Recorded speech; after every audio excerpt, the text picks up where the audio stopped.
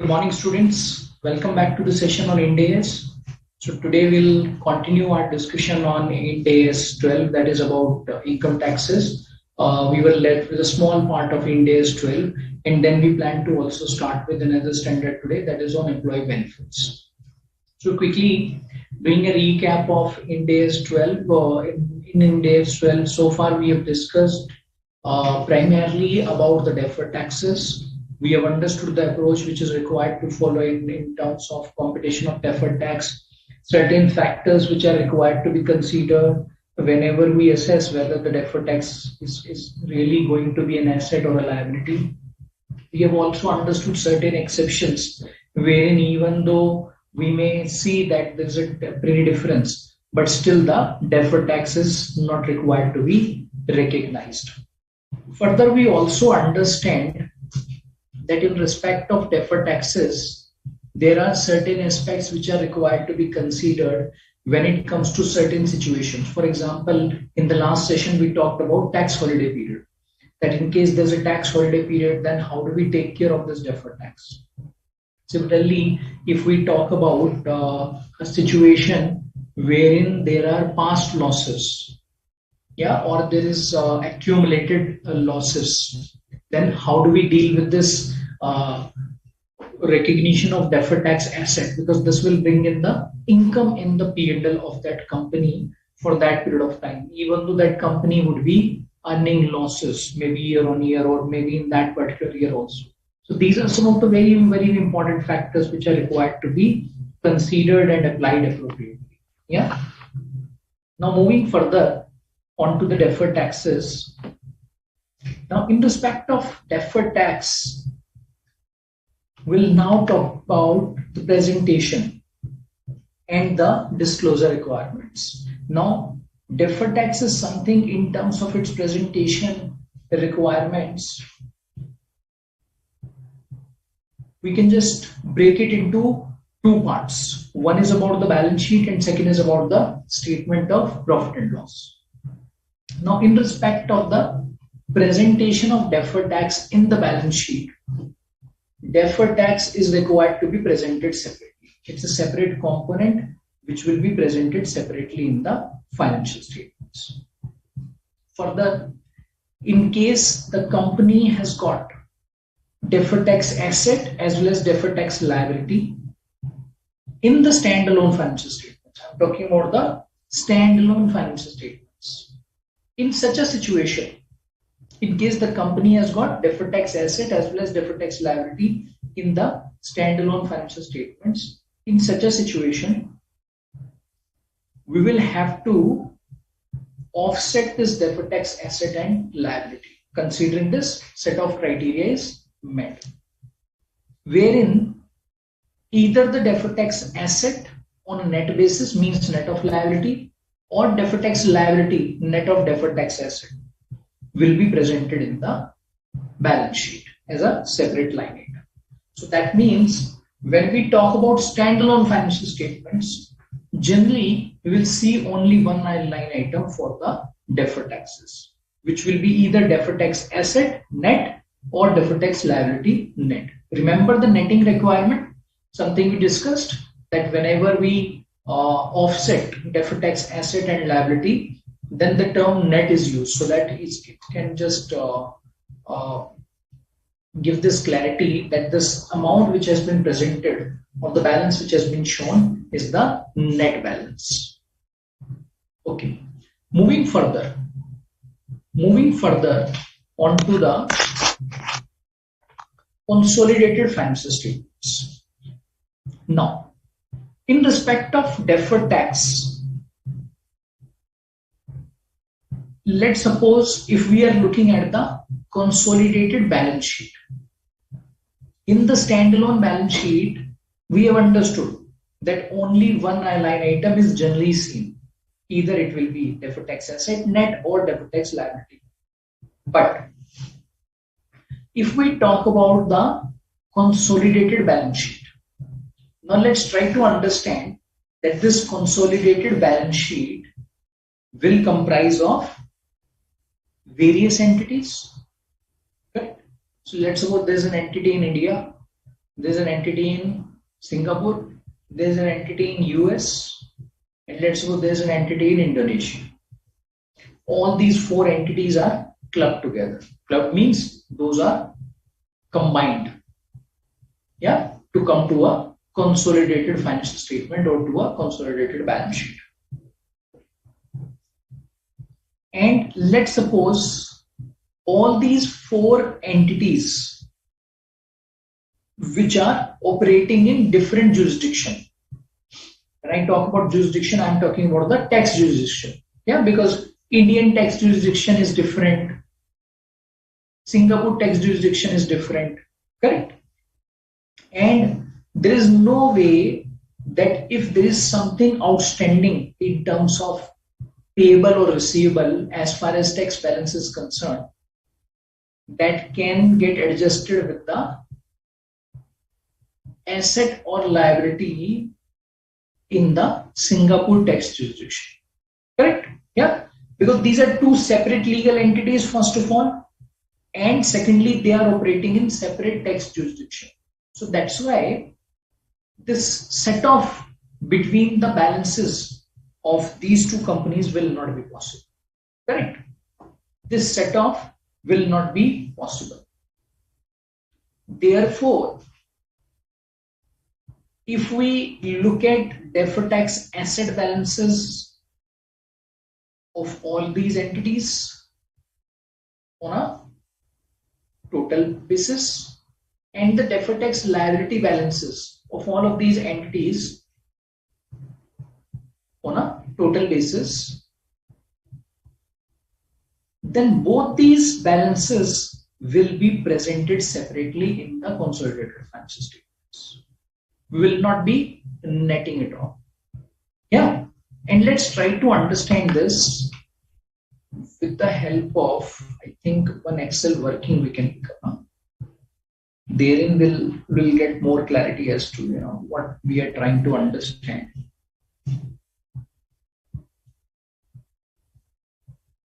All right, just give me 1 minute. So now, if we move to that.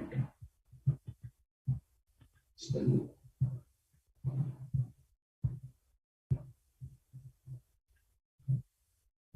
say we have entity A, entity B, entity C, and entity D. Okay.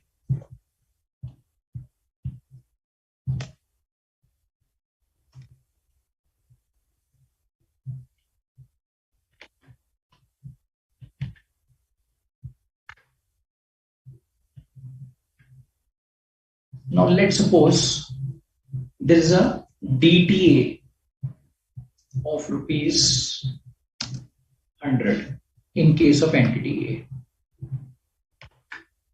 A. Right? There's a DTA of rupees 100 and there's a DTA of rupees 15 entity B.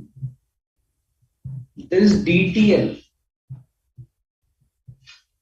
of rupees 18 entity C and say DTL of rupees 20 in entity D.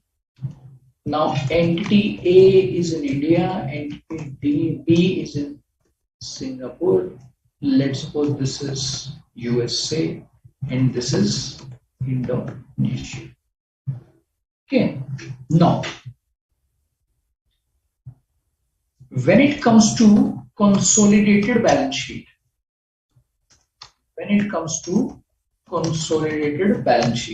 so what will happen?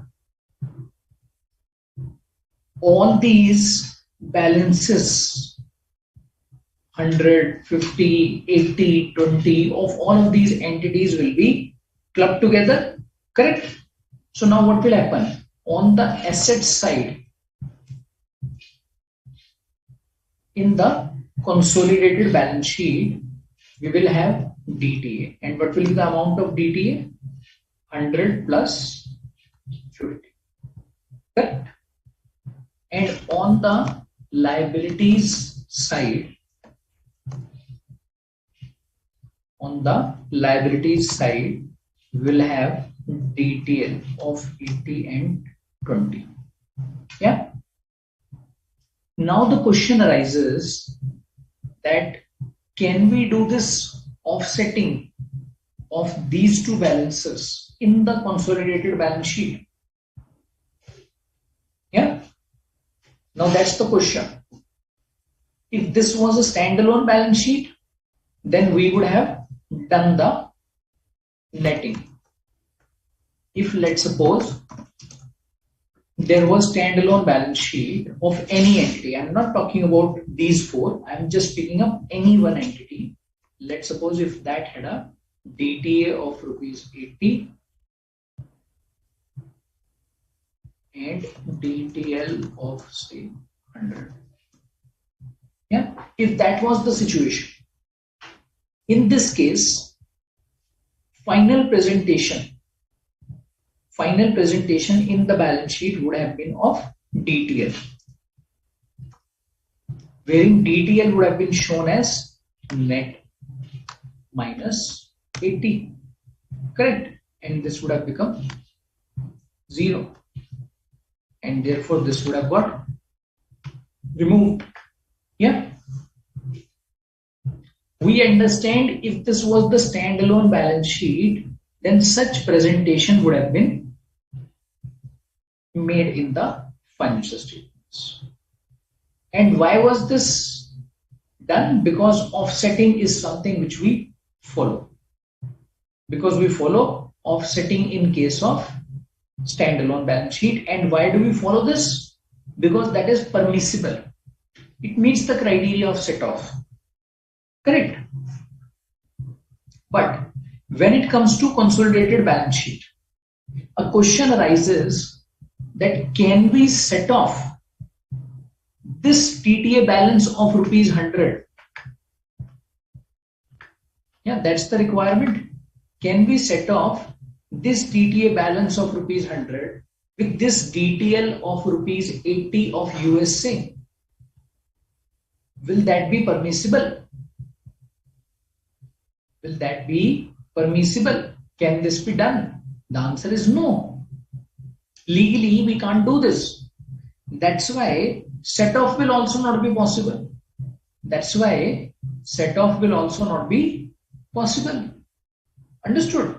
Yeah. So therefore, when it comes to the consolidated balance sheet, when it comes to the consolidated financial statements, DTA and DTL, these two lines are, or you can say these two line items are generally seen in the financial statements. Clear? Clear on this? Okay.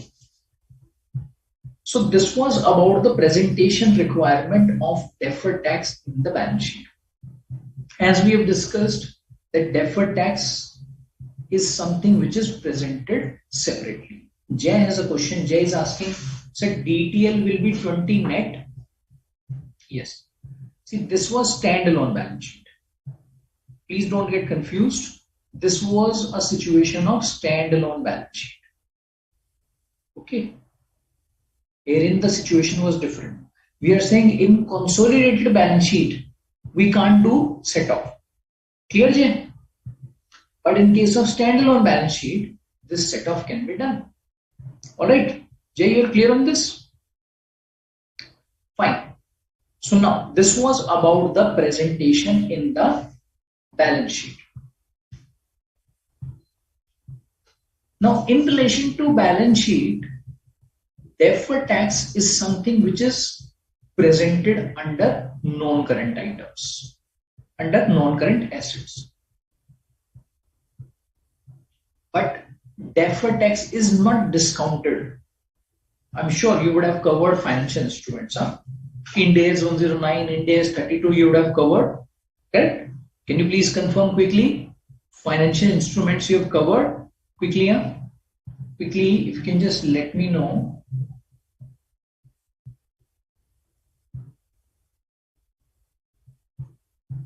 Quickly, if you can let me know. Financial instruments is covered. Therein you would have understood that some of these assets or liabilities which carry a long period of time, I'm just using this layman term over here, are generally discounted, correct, under Ind AS. But deferred tax is not something you will consider for discounting. Deferred tax is not discounted. Clear?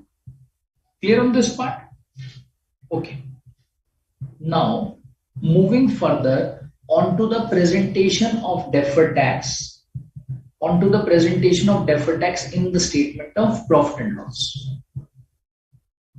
Now, this is important because this will be significantly required on the part of everyone. Why? Because deferred tax is now so common in the financial statement. I'm not talking about the questions right now. I'm also talking about a practical situation.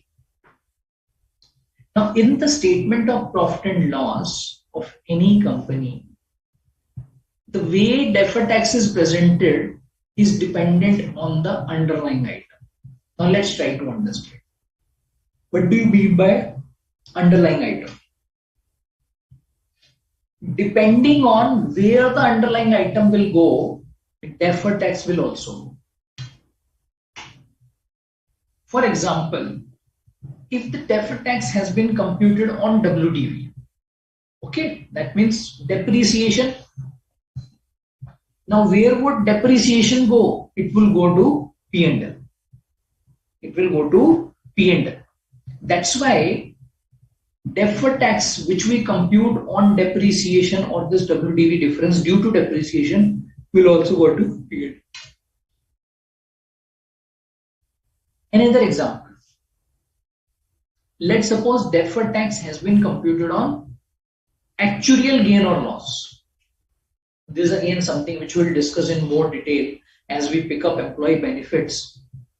But I'm sure you must be knowing about actuarial gain or loss in case of employee benefits. Correct? So I'm talking about that actuarial gain or loss in case of employee benefits, wherein the impact of actuarial gain or loss is taken to OCI and not to P&L. Is taken to OCI and not to P&L. So that's why if we compute deferred tax on such actuarial gain or loss, so the deferred tax impact of such actuarial gain or loss will also go to OCI. That will not go to P&L. Clear? Clear on this? If there are any adjustments means if there is any accounting entry, if there is a rate respect which we pass in the financial statements, and if let's suppose that adjustment goes to equity, that adjustment doesn't go to P&L, doesn't go to OCI, that goes to equity. Now, what will be that type of adjustment? Any Ind AS adjustment that we do on the transition date, where does it go? Reserves. Correct? It goes to retained earning. So that's why deferred tax impact on all such adjustments will also go to retained earning. That will not go to P&L. That will not go to OCI. Okay.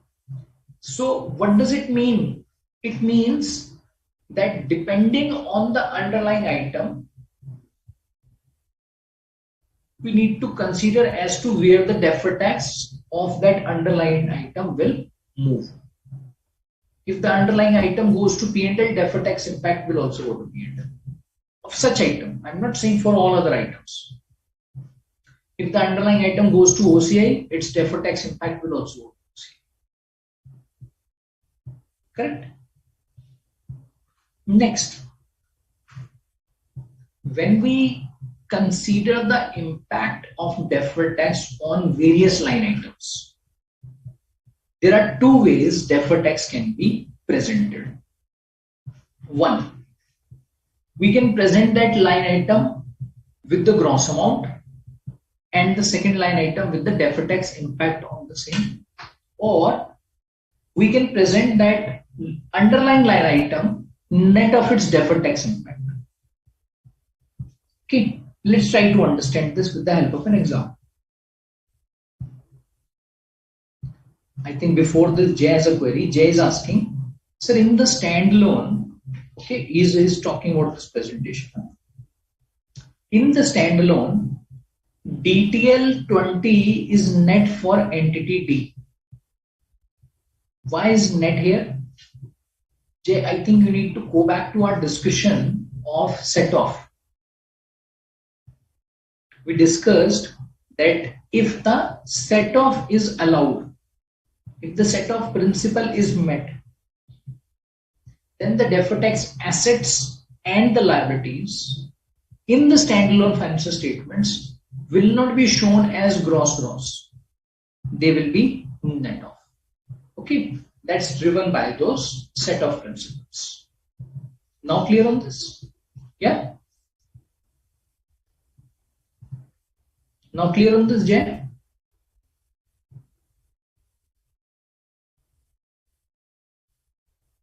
Great. Okay, so I was talking about the presentation of deferred tax. Okay, so let's try to understand as to what is that gross or net presentation. Say actuarial gain which has been taken to OCI. Okay, so this is OCI, actuarial gain is say 100,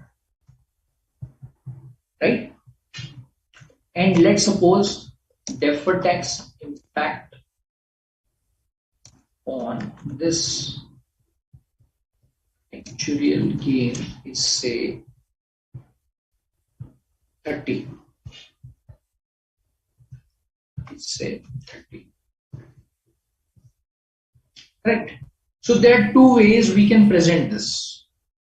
Either we can present these two separately, means gross amount, or the other option is, so this is option number 1. So I would say this is option number 1.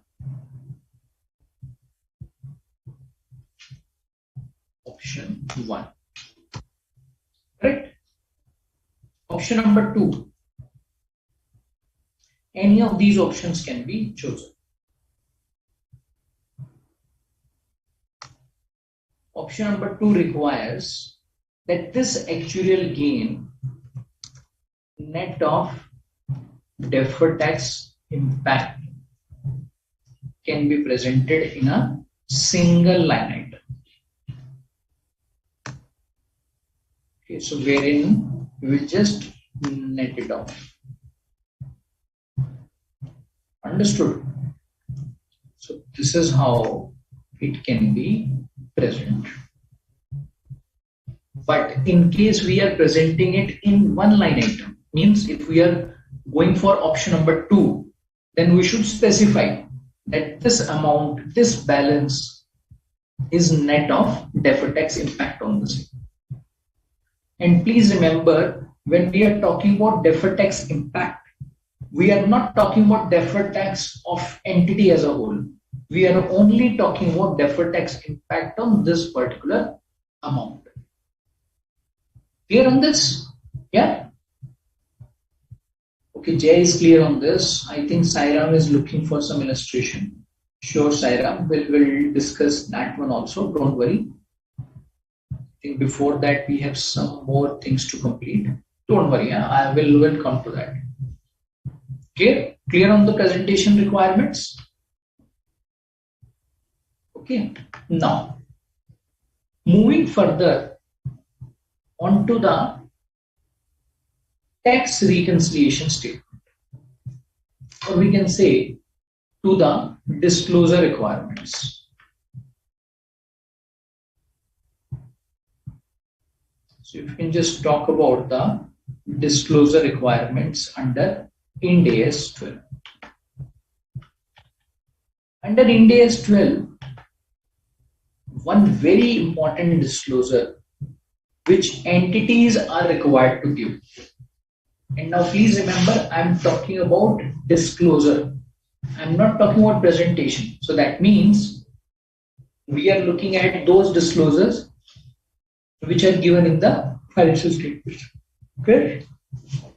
Now, in relation to such disclosures which are required to be given in the financial statements, one disclosure is about the tax reconciliation. So first of all, let's try to understand as to what is this tax reconciliation. And then we'll also understand as to what is the relevance, how is it useful, how is it beneficial for the users of the financial statements. Now, tax reconciliation statement, you can say very simply, is a reconciliation between the taxable income and the accounting income. Something over which we have spent a lot of time. Yeah. But what does this reconciliation mean? This reconciliation means that we will start with the accounting income. What is accounting income? I hope you all remember. Huh? Accounting income is the income which is derived or which is there in the books of accounts. Correct? What is taxable income? Taxable income is that income which has been offered to the income tax department which may not be in line with what is there in the books of accounts. Why? Because the treatment suggested by income tax department is not in alignment with what Ind AS requires or what accounting requires at every point of time. Okay. Now, if we start with the accounting income, what is the rationale? What is the objective? We have to reach up to the taxable income. So this bridge needs to be explained line by line. This bridge needs to be explained line by line. And this reconciliation requires all the items due to which there is a difference between accounting income and taxable income should be included in that reconciliation amount-wise. Okay, so that users can understand as to what's the difference between the accounting income and the taxable income and what are the components which are contributing to this difference. Clear? Using this RECO, or you can say something which is in line with this RECO, is the effective tax rate computation. Now, effective tax rate computation is also one of the disclosures which is required to be given in the Ind AS financial statements. Let's try to understand how. Now, this is again something which is required to be given in Ind AS financial statements. And I think we'll have to pick up one example to understand this in a better manner. So that's why what I'm trying to do is I'm just trying to pick up first of all an illustrative disclosure of this reconciliation statement as well as this effective tax RECO. Then we'll move on to some of the simple examples in the study material to understand this concept in a better way. Okay, so now if we look at this particular disclosure. Now, what is this disclosure? Please read this. It says reconciliation of tax expense and accounting profit multiplied by tax rate. Forget this part, multiplied by tax rate for the time being. For the time being, we'll limit ourselves to reconciliation of tax expense and accounting profit. Now, in this case, if you'll see, if you'll start with the reconciliation, where do you start with? We start with the profit or loss before tax. Correct?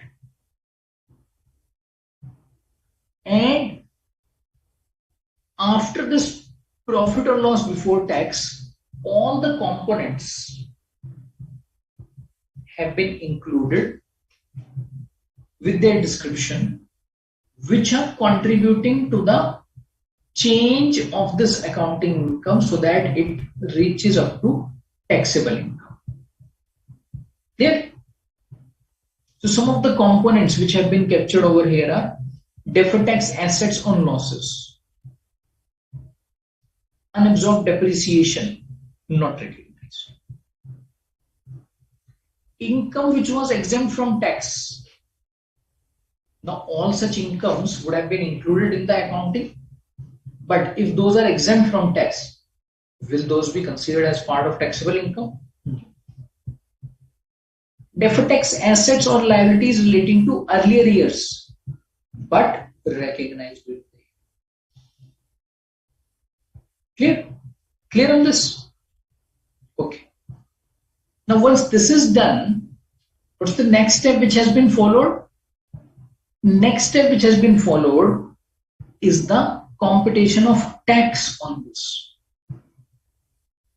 Now the amount which has been derived, on that amount tax rate has been applied. Tax rate means tax rate applicable to this company. To check as to whether the tax which has been taken for the provisioning purposes in the books of accounts is also in alignment with this working or not. Clear on this? Clear on this? Yeah.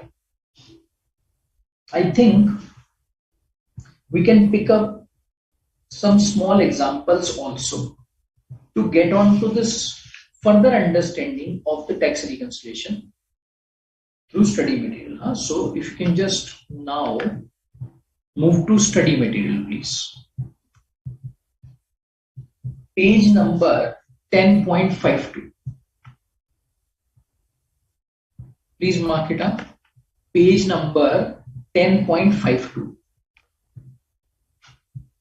I'm also just trying to put this page.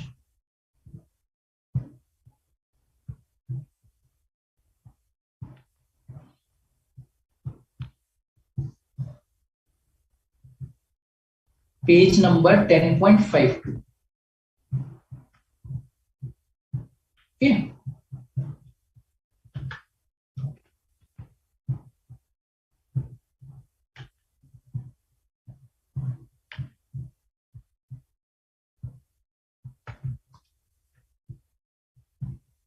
Yeah. All right. So if you can go to example number 47, please. Yeah. All right. So let's discuss this example. An entity has made an accounting profit of rupees 1 lakh. Entity made accounting profit of rupees 1 lakh. Yeah. Tax rate is 30%. In computing the accounting profit, a penalty of 10,000 has been considered. So when the accounting profit was computed, there was a penalty which has been considered. So because of this penalty, what will happen? Profit will go down in the books of accounts. Yeah. But if you look at this penalty, income tax doesn't allow this. So this is not tax deductible. Tax deductible means not allowed by income tax. So what will they do? They will add back this penalty for computing taxable income. No problem. Then there are no other tax impacts. This is what the question specifies. Now in this case, accounting profit is given to us. What will be the taxable income? 1 lakh plus 10,000, 1 lakh 10,000. Okay. Therefore, what is going to be the tax amount? 1 lakh 10,000 into 30%. So that will be 33,000. Okay. Now, the way this reconciliation is required to be presented, let's try to understand. So what do? You will start with the accounting profit, 1 lakh, on which you will compute tax. You may be thinking, but sir, why is this tax required to be computed? No, it is required to be computed because that's how this reconciliation will work. So we are saying if this accounting profit was also the taxable profit, what would be the tax? 30,000. But is 30,000 really the tax amount? No. So what are the components which are creating a difference between this actual tax, yeah, which has been offered to the income tax department, and the tax which has been computed by us on accounting profit? So in the given example, there is only one component. Which component is that? Penalty. Oil penalty, if you compute tax, what would it become? 3,000. So therefore, 30,000 will reach up to 33,000 with a reconciling item of 3,000, which is penalties. Correct? Yeah. So now if somebody has to understand what was the tax as per accounting profit and tax as per taxable income, we have computed that, and the difference between these two has also been explained. Only one difference was there in the current example. Okay, next. Next is about computation of effective tax reco.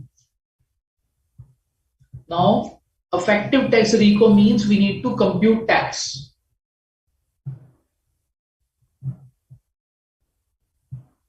Okay. Tax rate is only given to us. So applicable tax rate is what? 30.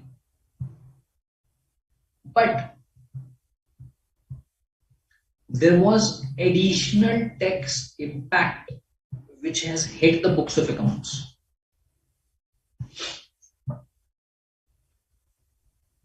And what was that additional tax? 3,000 due to penalties, which are disallowed by income tax department. Okay. So that's why what do? You will bring that component in case of tax rate also.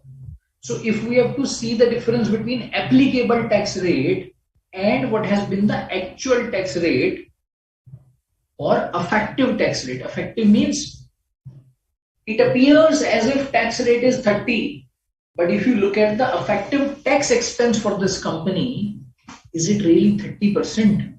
No. That is not really 30%. Why? Because on a profit of 1 lakh, company ended up paying tax of 33,000. It could be because of any reason. You may be saying, but sir, these are because of certain reasons, and that's how the tax provisioning works, which is fine. We are saying if you look at the applicable tax rate, it is 30%. But if this company was to check what is the effective tax rate, is it really 30%? No. Effectively, company ended up paying 33,000 on a profit of 1 lakh. So that's why what will be the effective tax rate for this company? 33,000 divided by 1 lakh, which is 33%. Correct? So 30 and 33% are the two numbers, and in between this, the tax effect which arises is because of the penalty. So that has also been explained separately. Clear? Clear on this part? Yeah? Clear on this part? Great. So now, if you can also pick up example number 48. And in this example number 48, I would suggest if you do this reconciliation on your own without looking at the solution. Again, a very, very simple one. Okay. If you can go to example number 48 quickly. If you can just read this on your own, just give me 2 minutes. I'll wait for you to read this.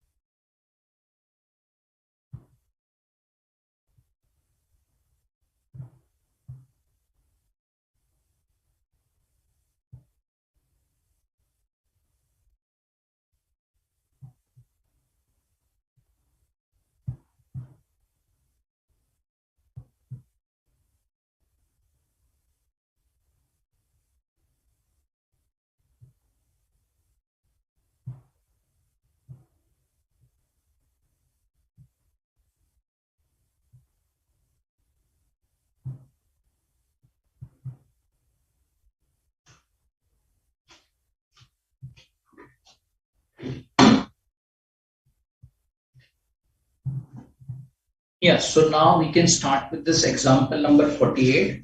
I'm hoping you have tried solving this. Alright, so now in 2000 X2, an entity has accounting profit in its own jurisdiction, country A, of rupees 1500. Okay. An entity has accounting profit in its own jurisdiction. Which jurisdiction? That's country A, and the accounting profit is 1500. In the previous year, company had a profit of rupees 2000. Now the same company had a profit of 1500 in another country. Okay.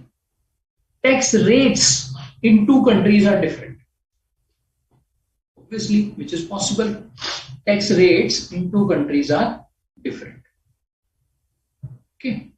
In country A, expenses of rupees 100 are not deductible for tax purposes. Okay. So now, what is required to be given? We are required to give the reconciliation statement, tax reconciliation statement. So where do you start with? Book profit. We can say accounting profit. Correct? Now, in 2000 X2 and X1, for country A, in X2, X1, just give me 1 minute.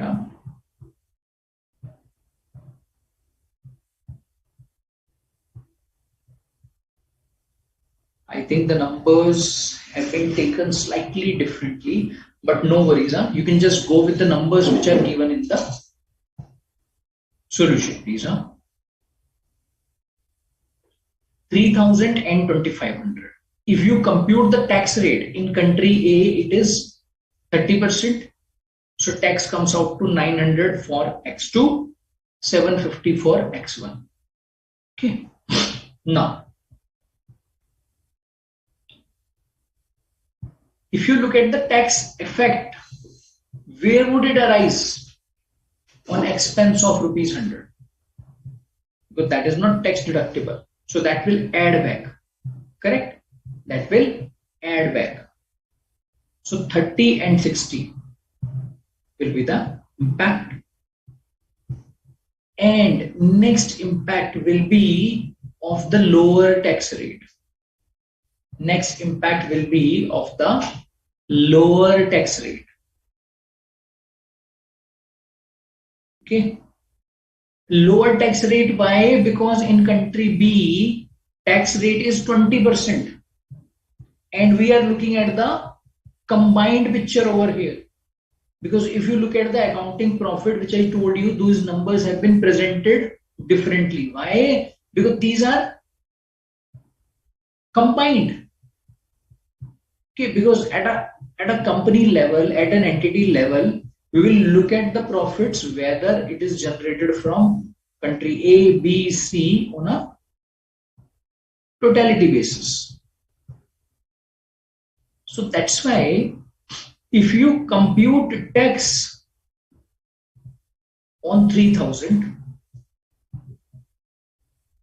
3000 has two components. 1500 generated from country A and 1500 generated from country B. Correct? On 1500 generated from country B, tax should have been 20%. But when we computed it in a flat manner, what did we do? We computed tax percent extra.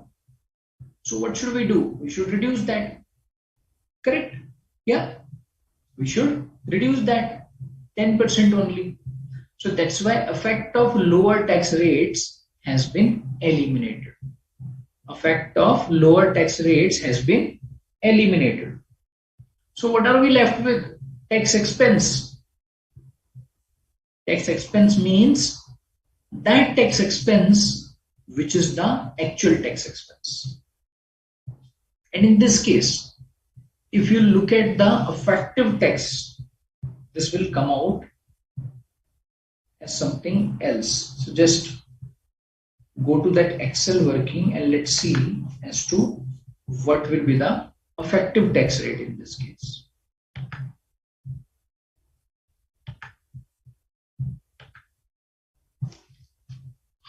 Okay.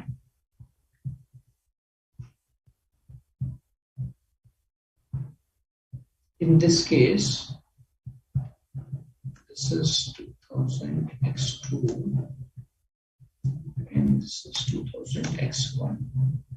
Yeah. So we discussed that the tax expense comes out to 780 and 760. Okay, I'm just continuing on that. I'm just trying to show you as to what is going to be the effective tax. And if you look at the accounting profit, this was 3000 and this was 2500. Okay. Now, if we look at the effective tax rate, what will it become?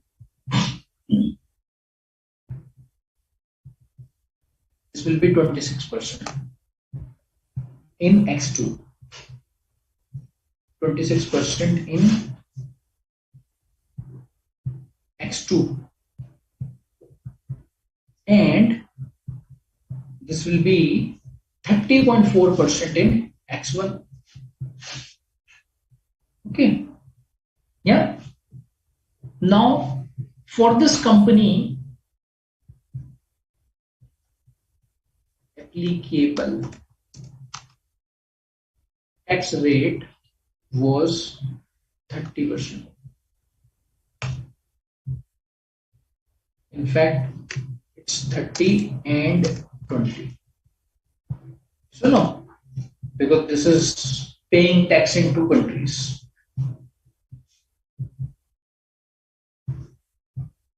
Sairam is asking if you can solve this example in a detailed manner. Yes, that's what we are doing, Sairam. Okay. Now, if you look at the effective tax rate is different from applicable tax rate. Now let's try to understand if you were the user of the financial statements of this company. What would you get to see from the P&L? Only these two things. In the P&L, only tax expense and accounting profit is visible. Correct?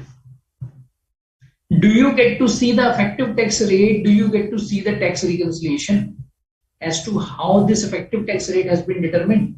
Let's suppose even if we give this effective tax rate, but this reconciliation is missing, will you be able to appreciate that effective tax rate? Not really. Why? Because without getting into the detailed understanding, you will not be able to do that. Correct? But is the understanding of effective tax rate important for the users of the financial statements? The answer is yes. That's important for the users of the financial statements. Why? Because they will now get to see as to what is the effective tax outflow. Okay, which is not really in alignment with the applicable tax rate. Clear on this part? Yeah, clear on this part? Okay, great. Sairam, if you are clear on this, I think Tanushri also has got query. Tanushri is asking, sir, if we have two different tax rates for different countries, can we take average of two? So Tanushri, if you'll observe this, you'll find this effective tax rate is nothing but an average tax rate. This is nothing but an average effective tax rate. This is average only. But it's not only average. This average amount or this average tax rate also indicates as to what's the effective tax rate. Okay, yeah. If you'll just reconsider this entire example, and in fact the previous one also, I'm sure you will be able to make out that this 26 was what? This was nothing but an average only. If you look at this formula, if you look at the approach that we have followed, is this average? The answer is yes. So we're just trying to check as to what's the average tax rate. And how do we compute the average? We pick up the total expense and the total profit. But this average has some different understanding altogether. And that understanding is of the effective tax rate for the company. Or you can say effective tax amount for the company. So that's the rationale for getting into it. Okay. Jay is asking, sir, for effective tax rate, tax will be as per Income Tax Act and the profit as per books. See, for computing effective tax rate, tax amount will definitely be as per the ITR. Tax amount will be as per the ITR. Okay. But the profit is as per books. And let me just, I think you have some doubts. So let me just put down the numbers of this example. Okay, I'm just putting down all the numbers of this example. Huh? Just give me 1 minute.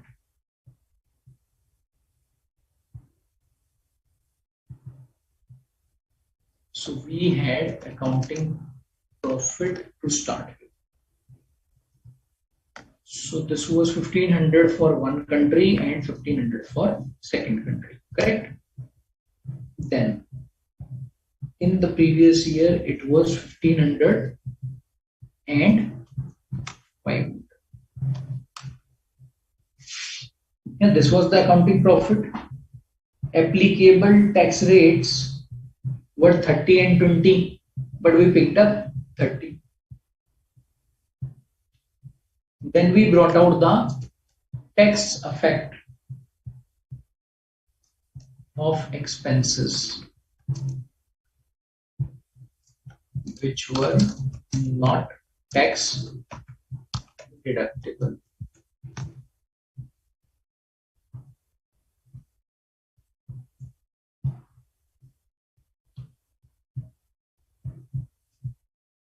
Yeah.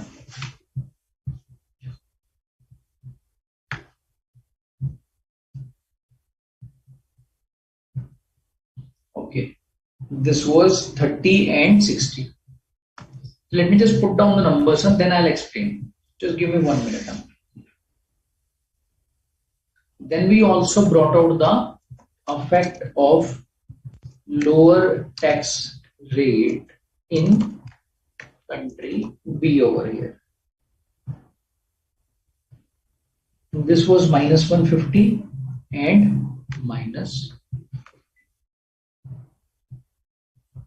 Okay. Now, in this case,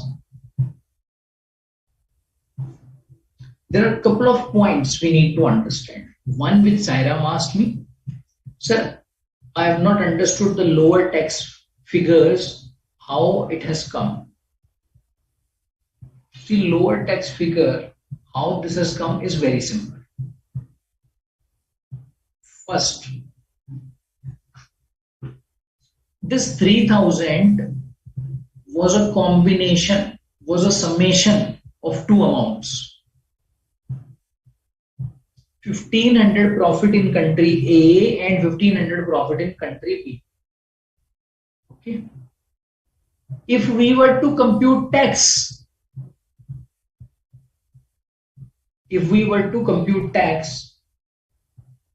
which has also been done in the question.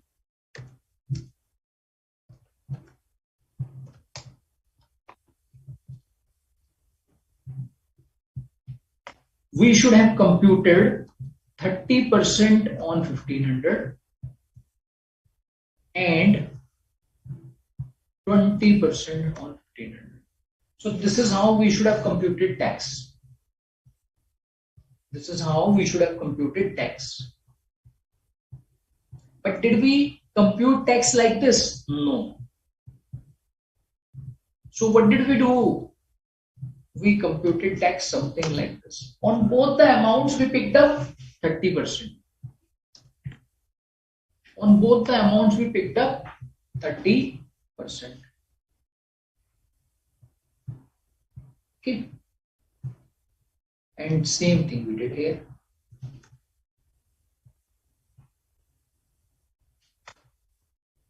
So actually, if you look at this computation, this one,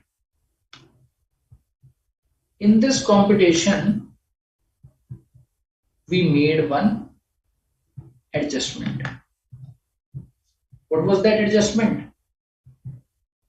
10% extra tax of country B has been included in this. How did we compute that? Very simple. 1500 into 10%, which has been computed extra and included over here. So that's why we are eliminating this. Same thing we are doing over here. Okay, so this is one part. Second part is about the tax expense. In this case, taxable profit is not the one that is shown as accounting profit. So if you look at the taxable profit for 2000 X2, is that 3000? The answer is no. That is some different amount. Now, let's suppose we compute tax expense as a percentage of taxable amount. What will it come out to be? It will come out to be 30 and 20. 30 and 20. Why? Because on the taxable amount we have applied the tax rate, and those are the applicable tax rates. So will there be any difference in that situation? Never. Never. Right? But if we compute the percentage of tax rate by taking the tax expense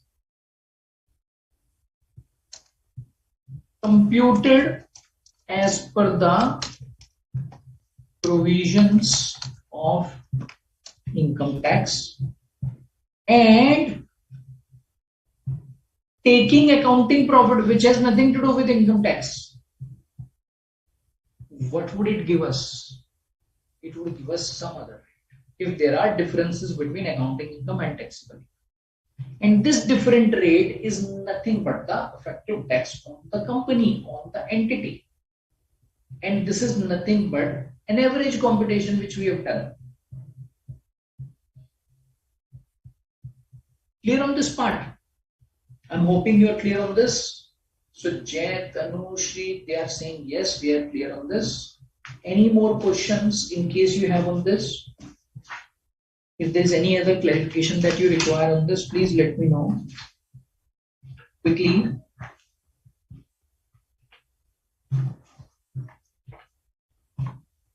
If there's any clarification that you require, please let me know. And now I would suggest if you can start solving illustration number 5, which is continuing on this page. Illustration number 5. Just give me 1 minute. I'll just put the study material over there.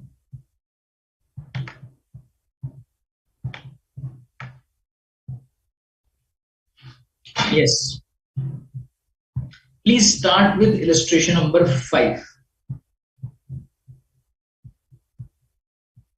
Sairam is asking, in the previous example, means this one which we just concluded, why we don't calculate different tax rates? Because company is one. Please understand, for one company, if you have to check what is the effective cost, will you check it country wise? The answer is no, that's not required. For a company as a whole, we are saying what's the effective tax rate which is there. Clear? That's why we are taking it on a combined basis because it's one company. Clear? Okay. If you can now move to illustration number 5, you can start solving this. You can start solving this. Let me just read this illustration for you. A's profit according to Ind AS for X1, X2 is 100,000 and taxable profit for the same year is 104,000. Then the differences have been explained. Differences have been explained. You are required to pass necessary entries as at the year end, taking current and deferred tax into account. Tax rate is given as 25%. You are also required to prepare tax reco in absolute numbers as well as tax rate reconciliation. Yes. So you can start solving this. I'll wait for a couple of minutes. Then I'll also start with the solution. Okay. Yeah.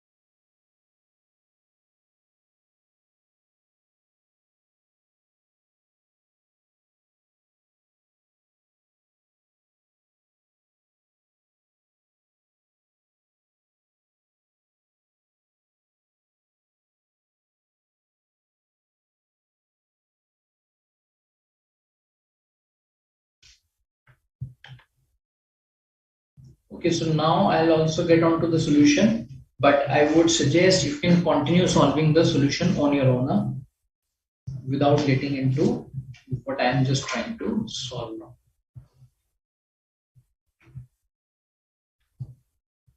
And please start sharing your responses if you have solved. Okay, please start sharing if you have solved. So now before I get on to that, let's quickly understand the reasons for the differences.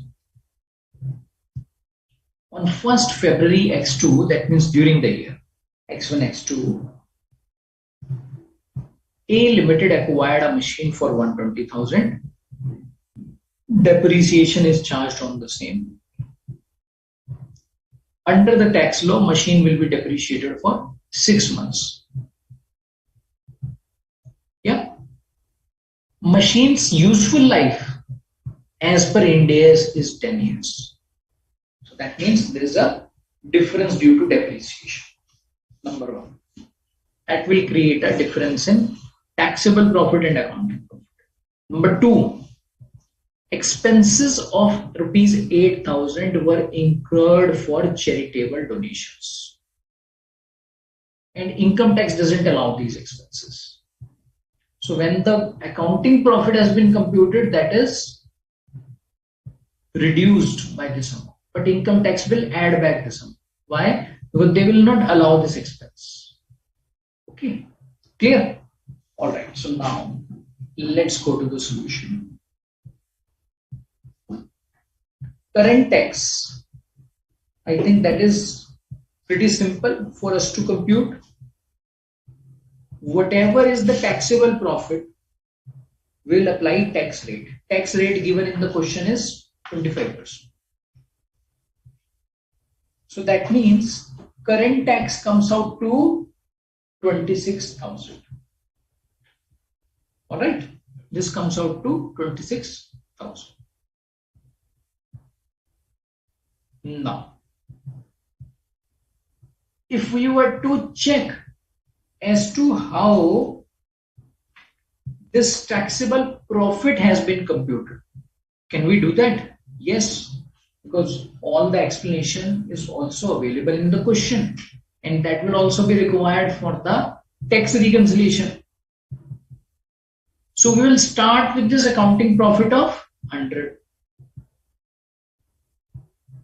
to which we will add the donation that will be added back, and from which we will reduce the depreciation. Why we will reduce the depreciation? Because as per tax, more depreciation is required to be charged. Because as per tax, life is lower.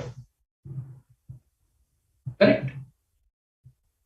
So that's why higher depreciation charge will come as per tax, which gives us a taxable profit of 104. Now the accounting entry that we will pass for the current tax, simple.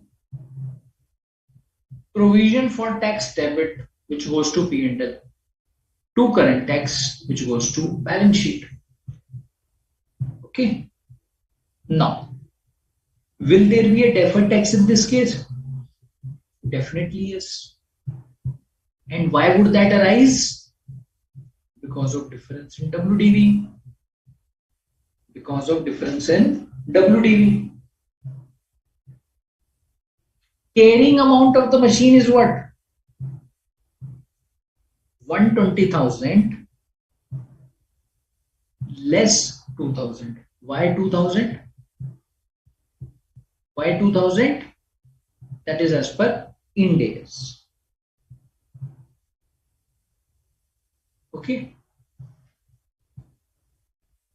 But if you go as per the taxation, its WDV comes out to 114,000. So 4,000 is the difference. Is this difference temporary? Answer is yes. Will there be a deferred tax on this? Answer is yes. Will that deferred tax be an asset or a liability? That we need to check. Now, in this case, what do you find? That the carrying amount as per books is higher than carrying amount as per tax. So what does that result into? If you go back to that table we discussed, DTL. Yeah? Okay. Now, how do we record this? Deferred tax charge debit 1 to deferred tax liability 1. Okay. Clear? Clear on this part? Okay. Now, the next thing which the question requires us to do is to bring out the reconciliation in absolute numbers as well as percentages. In absolute numbers as well as in percentages. So if we can bring that in absolute numbers, percentages is again very, very simple. So we start with the accounting profit on which we'll apply the applicable rate. So this becomes 25. On which we'll pass the adjustment for the expenses which are not tax deductible. Okay. So what do we get? We get the tax expense basis this. We get the tax expense basis this. Right? So now, if the tax expense has been computed, what we can do is we can now get on to the tax reconciliation wherein we'll give the rate. Now, in terms of the tax reconciliation, again, we'll do the same thing. We'll start with the tax rate. We'll start with the tax rate. Tax rate is 25%. And 2% adjustment will rise for what? This 2% adjustment will arise for the income, or you can kind of income which income tax has considered, but if you go by the books, that was not really an income. I'm calling this as income. These are nothing but the expenses which have been disallowed. These are nothing but the expenses which have been disallowed. Okay. So the expenses which have been disallowed, what would they do? They will increase the tax charge on a totality basis. Because of this increased tax charge, which will happen? Our effective tax rate will increase. Our effective tax rate will increase. Yes or no? Clear? Seems simple to you now? And if you can just share whether you have solved this on your own or not. I'll just wait for a response quickly. Did you solve this on your own? In case you did this, are you done? You started solving this. Are you done? Quickly, if you can just start sharing your responses.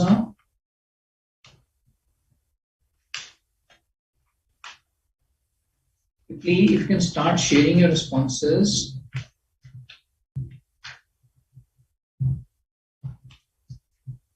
So start sharing your responses. Waiting for your response.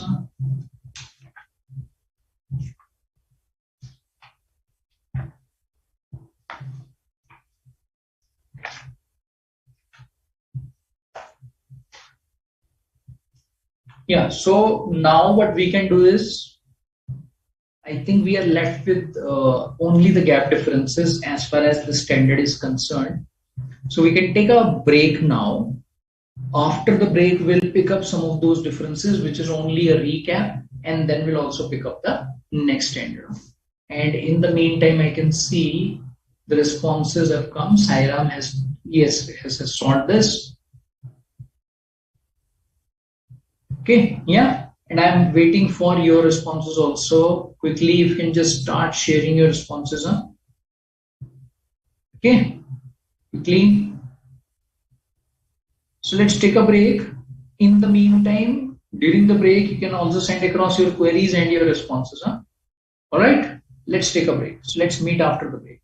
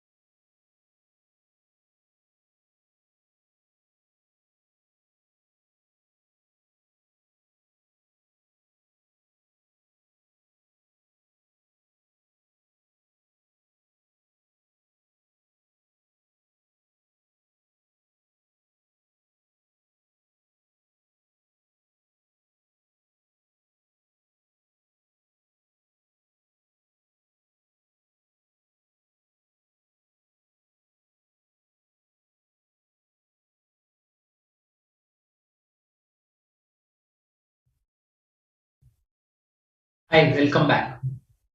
So let's get on to the differences now. When we talk about the differences, we are talking about Indian GAAP versus Ind AS.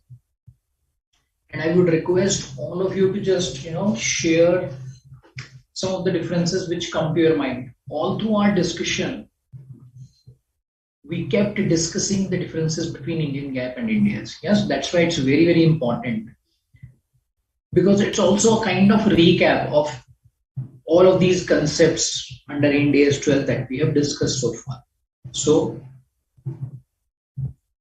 over to you, and I'll also keep discussing the differences.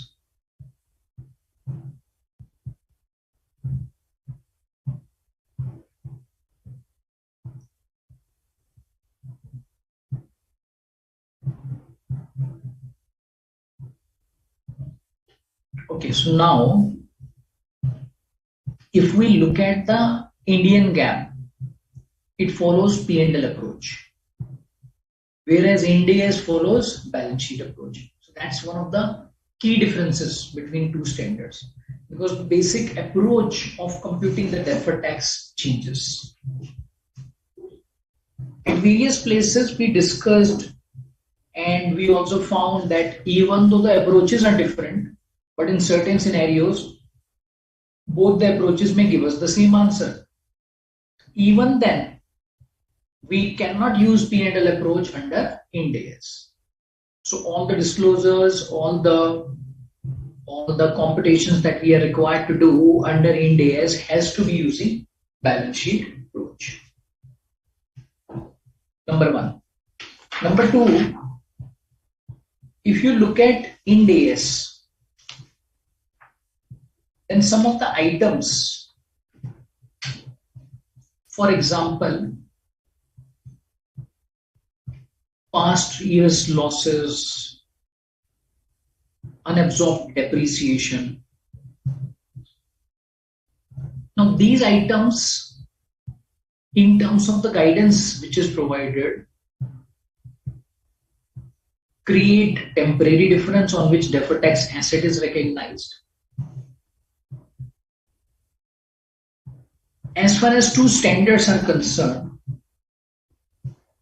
Indian GAAP is a bit stringent on this, which requires that until unless we have virtual certainty supported with convincing evidence, we cannot recognize such data. Whereas Ind AS doesn't use this term, virtual certainty supported with convincing evidence. It uses the term probable. Means if it's probable that the future profits will rise, then we can recognize, otherwise not. Next is about certain exemptions. There were certain exceptions, in which case deferred tax cannot be recognized. Standard doesn't allow recognition of deferred tax in case of those situations. Remember, there were three exceptions. No such exception exists under Indian GAAP. There is no such exception under Indian GAAP.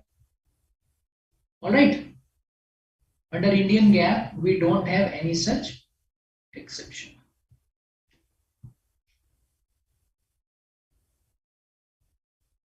Next is about the presentation. Under Ind AS, the way we present deferred tax impact is dependent on the underlying item. It may go to OCI, it may go to P&L, it may go to equity, it may go to retained earning, depending on as to where the underlying item moves.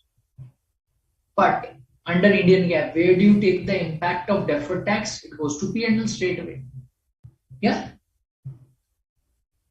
Next is about the tax reconciliation statement. Something which we just discussed. Do we have any such disclosure requirement under Indian GAAP? No. We don't have any such disclosure requirement under Indian GAAP. But under Ind AS, it's an important disclosure.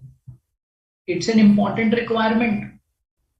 And we have also understood as to how this is beneficial for the users of the financial statements. Clear on this? All right. So now I have this query from Saira. And, before I answer this query, I would suggest if you can just note down your homework. You should pick up it. In fact, I would say all the questions which are part of the study material should be the one which you should practice if you have not done that already, because it's always better to get a grasp of the concept. You should solve questions. Some of the questions which we have not solved, because we solved many questions, but there are some we didn't solve. I would suggest you should solve that on your own. And particularly this question number 7, 8. Yeah, these two questions you should solve. This is page number 10.66. Okay, page number 10.66, question number 7, question number 8. All right, clear on this? Okay. So now before I move on to the next Ind AS, I have this query from Saira. So let us just try to understand his query, and this is very, very relevant, and I'm not sure as to why most of you have not picked up this query, because I was thinking that this should be the query of many of you. Okay, so Sairam is asking, sir, in the tax reconciliation statement, in fact, in the last example, that illustration number 5, which you solved, in the reconciling item, when we computed the effective tax rate and when we computed the sort of, when we drew this reconciliation in absolute figures, all the items were picked up. But the difference in depreciation, or I should say difference in WDV, was not taken to the tax reconciliation step. So he wants to understand as to why this has not gone. Okay, clear? Clear on his query? All right, so now for this to answer, I think I'll have to take you back to the discussion that we had in our first session. Just see if I've got that working. Yes, I have that working over here.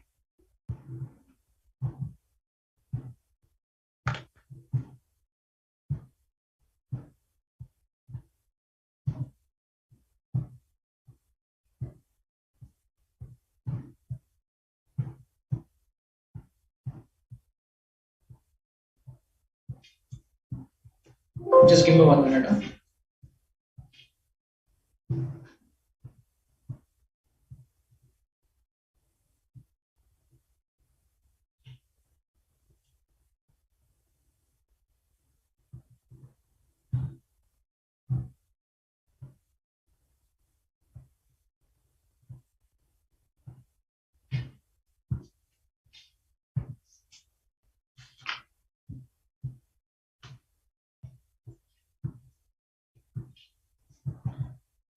All right, so if you can come back to this,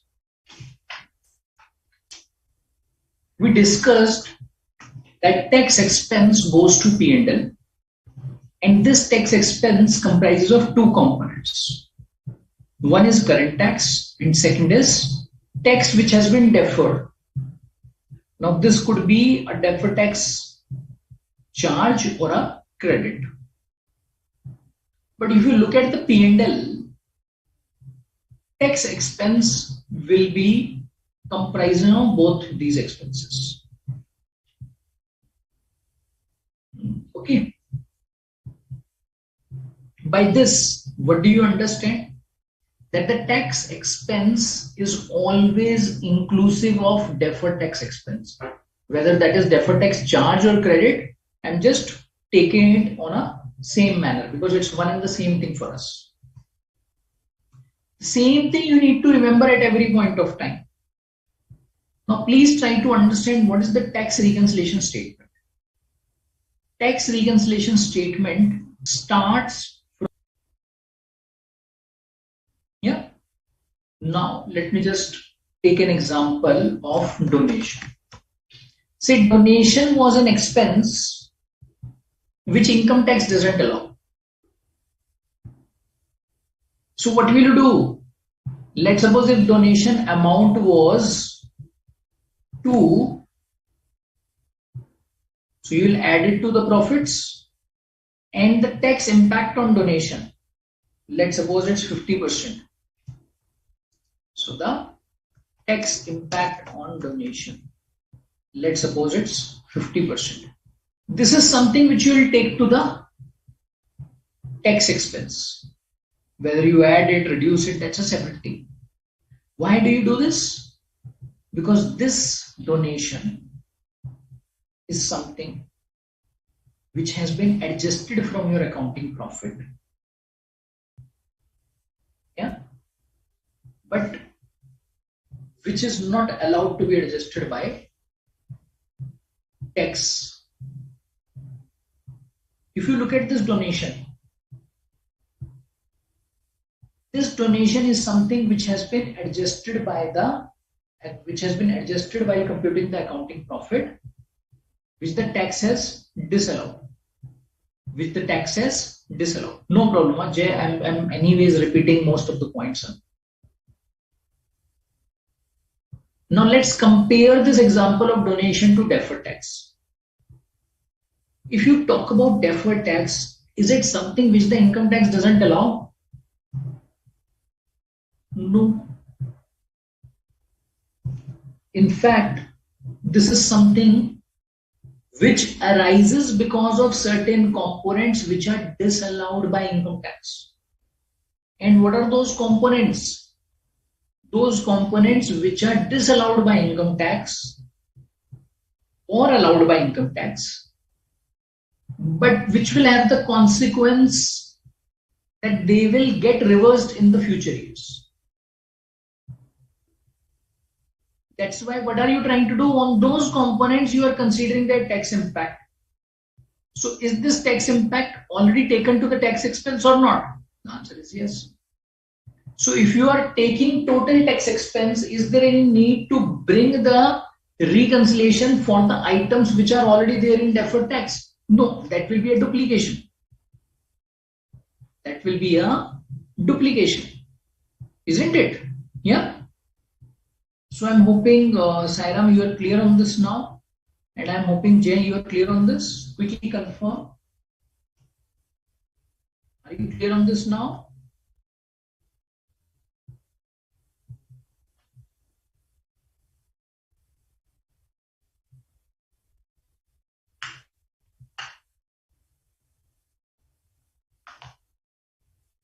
Sairam, Jay, quickly confirm, and I think we can move on to the next topic now.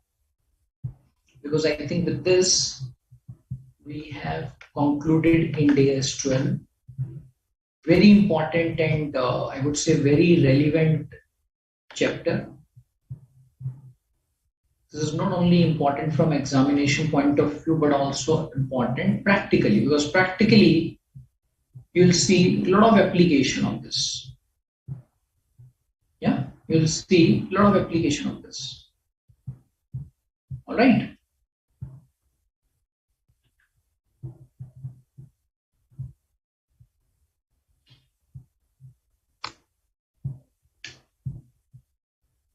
So now I'll move on to the next topic.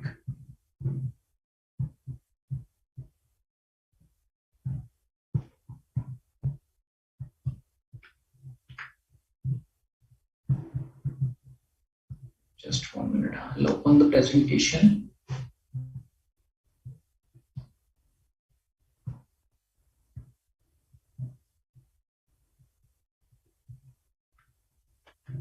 Okay, I think Saira is looking for one illustration.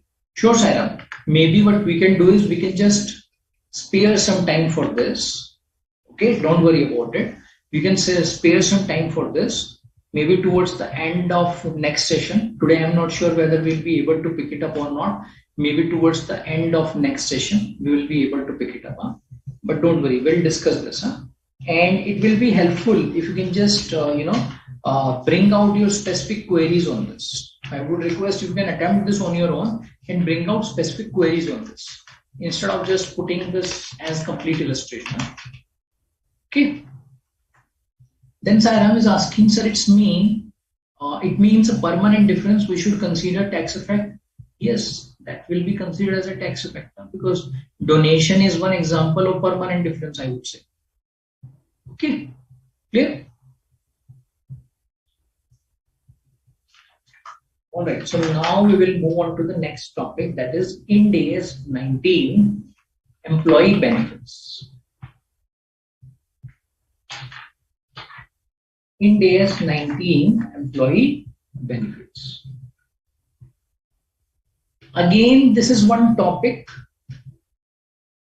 which is important for you. But I would say this is not only important from the examination point of view. This is important because practically you will see a lot of application of this topic. Employee benefits. If there is no organization you will find which will not have employee cost. Isn't it? Yeah. Every organization you will find will have employee cost. Every organization you will find will have employee cost. Now, if the organization will have employee cost, then definitely application of this standard will be required over there. Yeah. So that's why this is very, very relevant and very, very practical topic for everyone.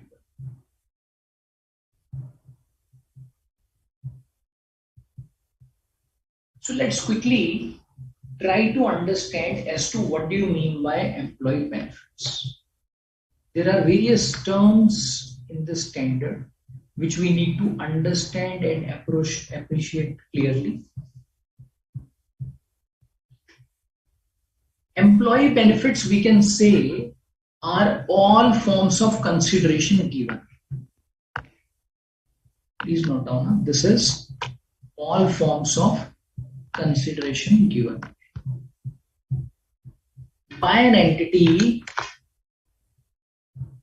in exchange for services rendered by the employees. Now, when would there be an employee benefit? First of all, there has to be a contractual relationship between two persons wherein one person is acting as an employer and the other person is acting as employee. That's a must. And in this contractual arrangement, employee will render services to the employer, and in return, employer will give something. That consideration which employer gives to the employee in exchange for the services which are rendered by the employee will be considered as employee cost. Say for example, if we talk about salary, that is what? Employee cost, employee benefit. If we talk about stipend, that is again what? Employee cost, employee benefit. Right? Now, we can say that all the employee benefits can be categorized into these four categories. First is short term, second is post employment, third is other long term employee benefits, and fourth is benefits at the time of termination or due to termination. Yeah, broadly,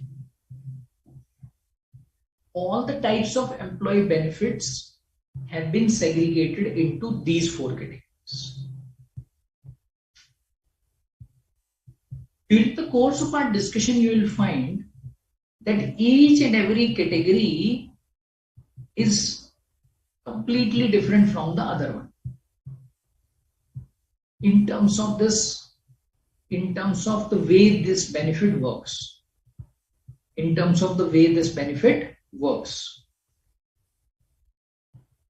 Okay.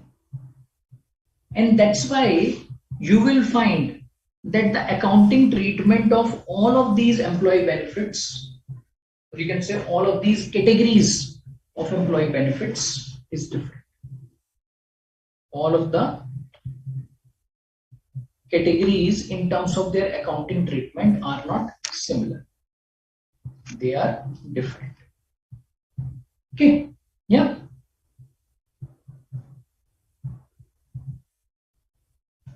So let's begin with some of the terms first of all. So what I'll do is I'll just take you to some of the basic terms to understand their meaning, and then we will move on to the types of benefits one by one. Okay. So let me just use some of the terms. Just give me 1 minute.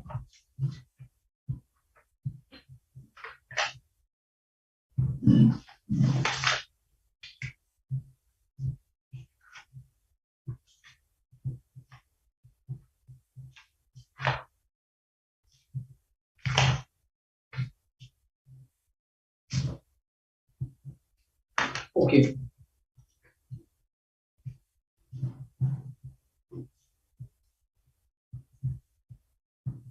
When it comes to the employee benefits, certain types of arrangements are very common. One is full-time employee. What do you mean by full-time employee? Full-time employee means an employee who is working only for 1 hour on a full-time basis. Employee working for one organization on a full-time basis means he is devoting his entire time to the organization and not to other organizations. Part-time employees. Now, what do you mean by part-time employees? Part-time employee means only for some period of time that employee is working for an organization. He may be working for 2 organizations at the same time. Half day in one organization, half day in second organization.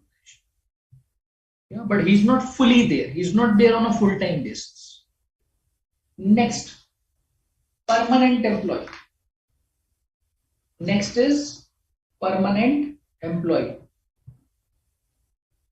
Permanent employee, you can say, is the one who is settled with the organization in terms of the understanding of the organization and the employee, and their contractual arrangement is also settled in a way that employee will continue to serve the organization till the time both of them or either of them plan to depart.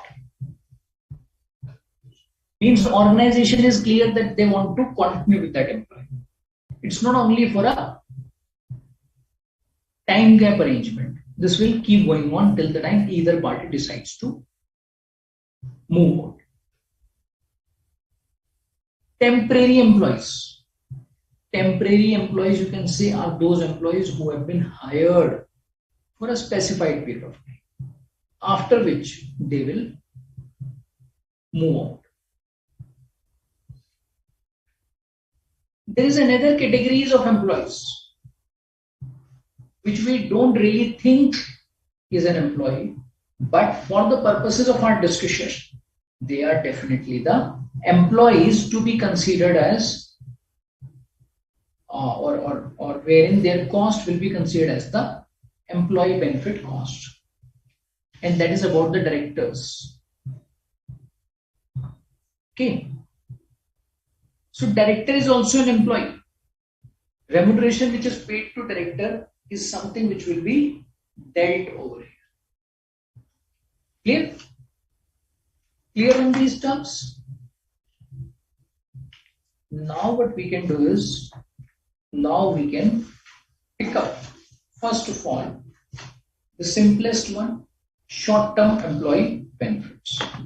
We can just start discussing about these short-term employee benefits as to what do they mean, how are they really relevant, and how is the accounting for these short-term employee benefits. Okay.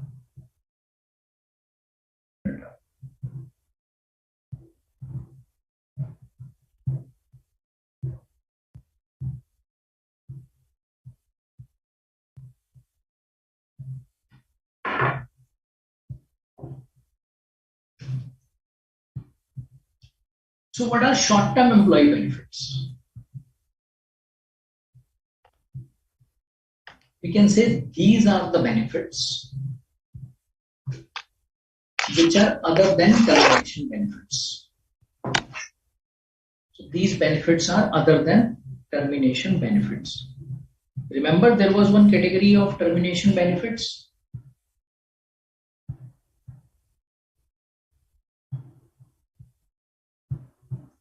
Yeah, remember, there was one category of termination benefits.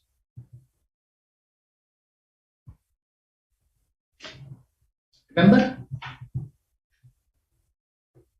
This means that those termination benefits can also fall under short-term employee benefits. Or you can say they may also be short-term. Now, what do you mean by short-term? Short-term means those benefits which are due to be settled within 12 months from the balance sheet date. Means these will be paid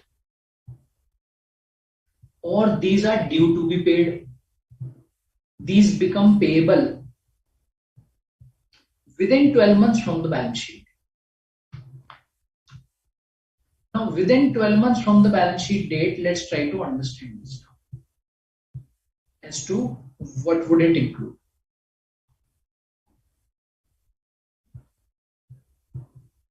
Within 12 months from the balance sheet date, if one has to look at within 12 months from the balance sheet date, what would it include? Say there is a salary of the staff which is paid on a monthly basis. I'm talking about the basic salary of the staff which is paid on a monthly basis. For the year end, that means for the month of March, that has not been paid. Means that will be payable in April. Now, because it will be payable in April, so that's why what do we do? As on 31st March, it will be kept outstanding. But even though this is outstanding, what do you understand? This is due to be paid within 1 month. If let's suppose that's the criteria which the organization follows. Now, organization is considering a criteria of paying the employee benefit within 1 month from the month end, like wages, salaries, etc. For us, what do we need to check? Is this settlement going to take place within 12 months? If we say no, this will not take place within 12 months, means even though it is due, company may not pay this. No problem. So even if this is due and the company may not pay this will not really impact us. Why? Just give me 1 minute. Let me just go to your queries also.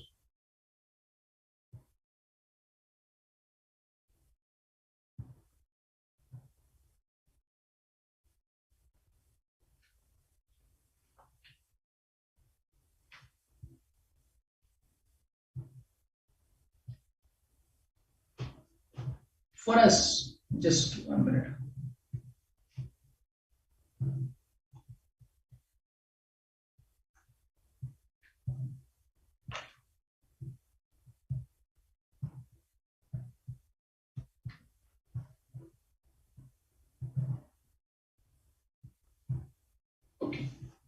Sorry for this interruption. For us,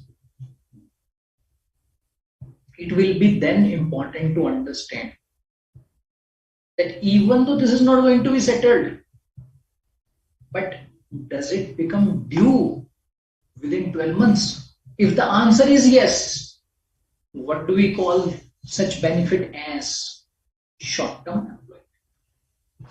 That benefit will be termed as short-term employee benefit. Clear? If you look at some examples, it will be wages. It will be those leave encashment. Compensated balances means leave encashment, which is not accumulating. Which is not accumulating. Right? If there are any non-monetary benefits, Medicare, housing, cars, free gifts, free subsidized, free goods or subsidized goods or services to the employees, they are all short-term employee benefits. Now, for the short-term employee benefits, it's a very simple way of computing and recording in the books of accounts, wherein no sort of discounting is required and no external valuer is required, or you can say a specialist valuer is required for computing the liability in respect of short-term employee. It's very, very simple, right?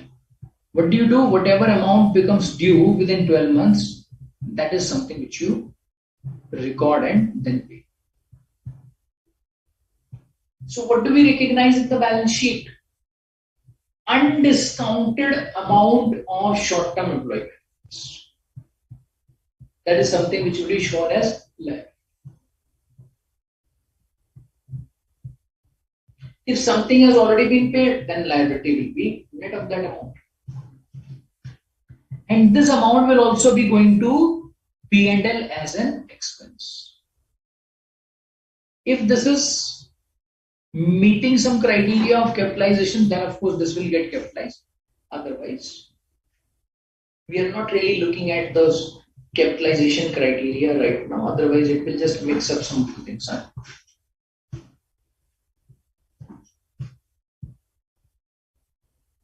Now, short-term employee benefits includes leave encashment.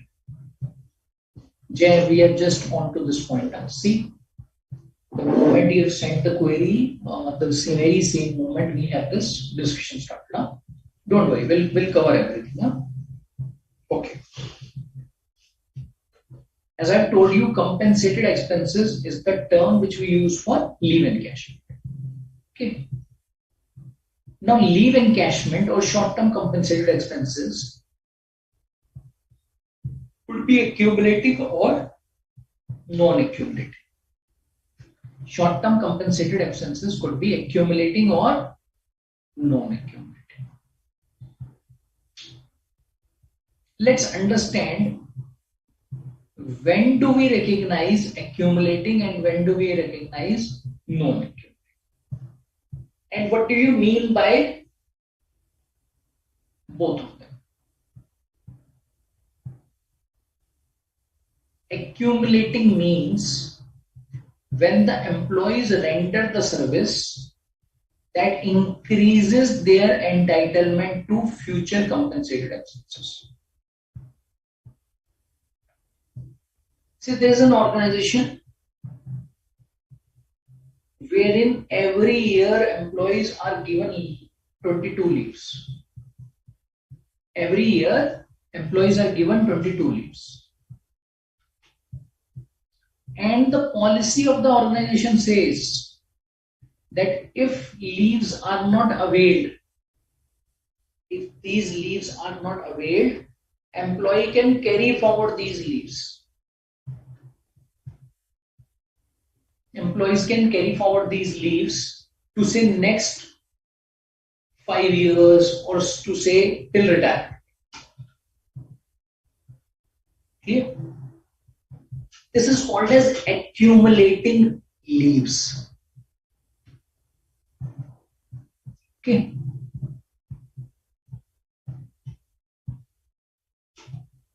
Now accumulating leaves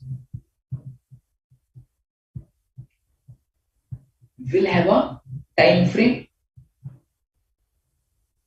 If we say employee can carry forward these leaves, say for next 10 years, means employee can carry forward this to next year. Next year means from the end of financial year and 2 years after the next year also. Now in this case, the part of the leaves which the employee can encash or can avail in the next year, means from the end of the financial year, the part of the leaves or the leaves which he can avail or encash during the next year will be the accumulating short-term employee benefit. Why? Because these are becoming due. These will be settled within 12 months from the balance sheet. If let's suppose there is another organization which has a policy. It says every year employee will get 22 leaves. And if by the year end leaves are not availed, they will lapse. Means employee can go enjoy whatever he wants to do, he can do. He has to avail those leaves. If leaves are not availed, organization will not pay anything further for those leaves which have been lapsed. They will go. There will be no further tax cash outflow in respect of those leaves. Clear? Clear on this? Okay. Now what we can do is we can pick up this example to get some clarity on the concept of leaves we have just discussed. And I would request everyone please solve this example or your own. There is also a solution which is given. Please remember this solution may be wrong. So let's not go with this. Yeah.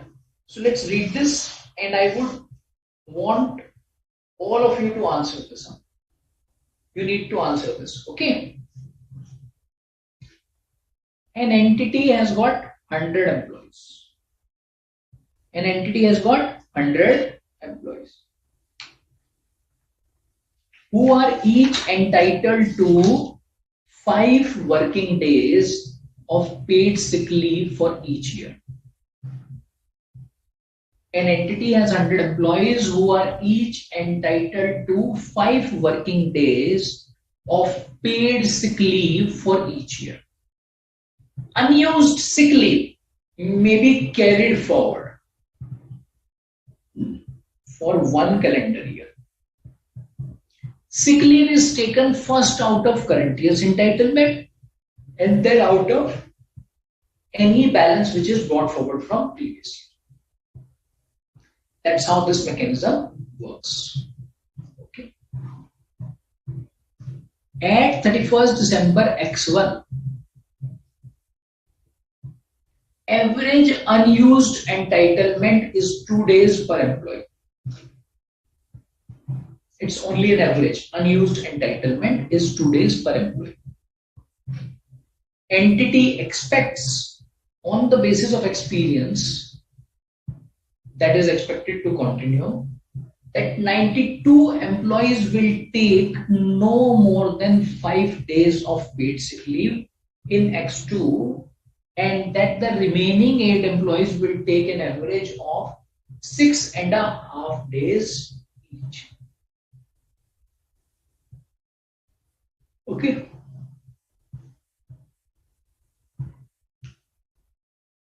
Entity expects that it will pay additional 12 days of sick pay as a result of unused entitlement that has accumulated at the year end. So how this has got accumulated? Out of 6.5, 1.5 days each for 8 employees is unused. Yeah, clear? Okay. Now in this case, everyone, if you can answer, for how many days entity should create a liability for the leaves? Please remember, I'm talking about short-term benefit. I'm not talking about long-term. So in the given question, there could also be a part which may be long-term. I'm not talking about it. I'm only talking about short-term employee benefit in the given example. Over to you quickly. Over to you quickly. I'm hoping, Jay, you're clear on the meaning of that leave encashment and non-accumulating. Leave encashment, non-accumulating, you're clear on this? Yes. Quickly, before I get on to the solution, quickly, if you can answer this.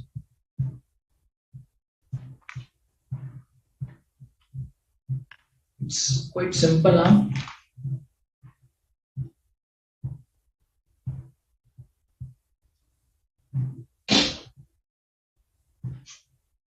Okay, so shall I go to the solution then? Okay, so now if you look at the question itself, it says entity expects that it will pay additional 12 days of sick pay as a result of unused entitlement that has accumulated at 31st December. So now when do you need to look at this year end? At the year end, entity is saying they are expecting that additional 12 days will be required. So for how many days this expense will be recorded as short-term compensated expense and be captured as a liability in the financial statements? 12 days. Yeah, that will be 12 days. Alright, clear on this part? Easy? Yeah? Okay. I think we can also pick up some more examples. So let me just take you to the study material, then we can pick up some more examples which you need to solve.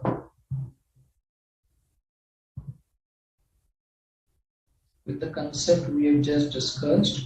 If you can go to page number 9.13, please.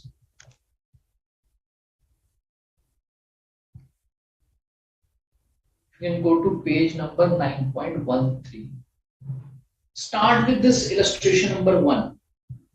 Start with this illustration number 1.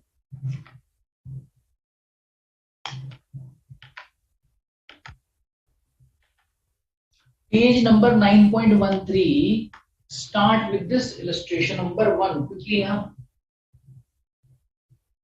illustration number 1. Quickly. Okay, so I'll also wait for a couple of minutes and then I'll come to the solution.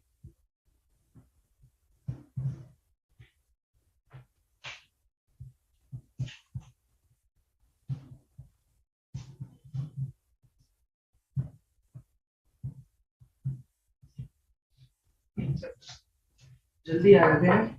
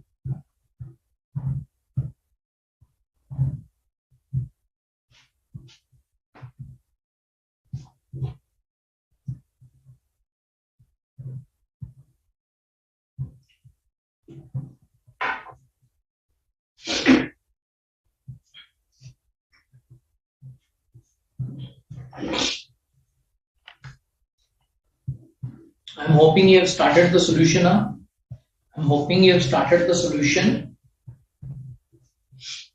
I'll also go to this illustration, but before this, Tanushri has a query. Tanushri is asking, sir, we will recognize 12 days liability in the previous example. In which year? In the financial year. That means 31st December SX1. The year end, when you know that you have a liability which is going to be paid in next 12 months. That is something which you'll record as short-term compensatory expense. Clear? Himanshi seems to have solved this. Very good. Then Jay is saying 12 days illustration not clear. No problem, Jay. So you can look at this illustration. All of these are based on the same concept. If required, we can go to that one also. So let's discuss this illustration number 1 now. Mr. Rajan is working for Infotech Limited. And following information is given. Annual salary 30 lakhs of Mr. Rajan. Total working days in X0, X1 300 days. Total working days in this financial year 300. Leaves allowed in X0, X1 as per the policy of the company 10 days. Out of which 8 days leaves have been utilized by. The unutilized leaves are settled by way of payment and accordingly carry forward of leaves to subsequent period is not allowed. You cannot carry forward. So what will happen? As at the year end, they will be paid in cash. So we are required to compute total employee cost.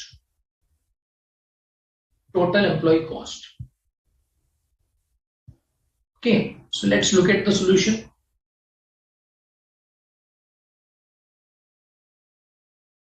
Mr. Rajan gets 30 lakhs and number of days in a year is 300. So 1 day's salary is equivalent to rupees 10,000 for Mr. Rajan. Yeah.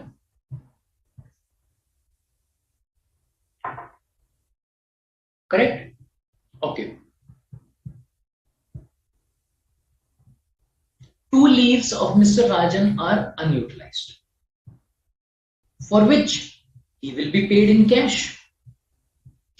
And 2 leaves will have a value of 10,000 per day, 20,000. 30 lakhs is his fixed salary.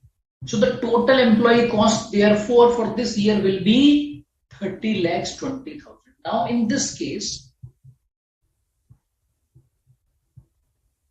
this leave, or you can say this leave policy is what? This is something which has got vested at the year end. That's why it's called as vested accumulating a benefit. Okay. Yeah.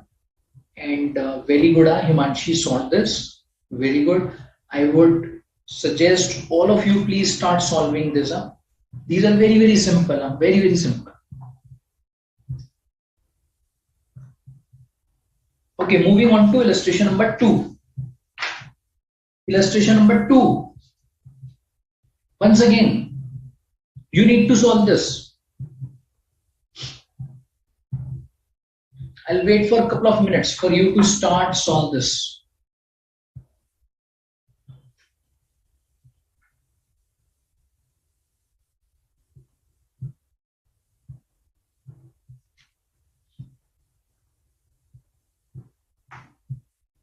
Yes, I'll wait for a couple of minutes.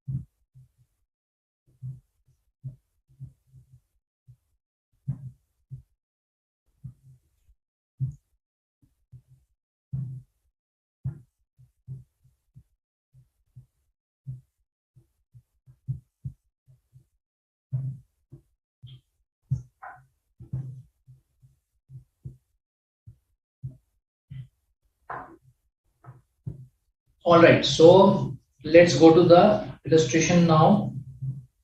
If you have started solving this, keep solving this on your own. Okay.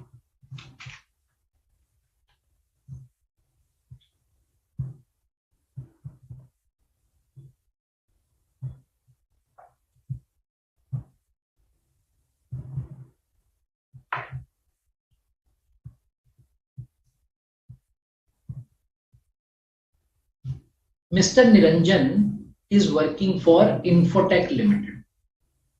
Yeah. And following information is available to us for 2 financial years. X0, X1, X1, X2.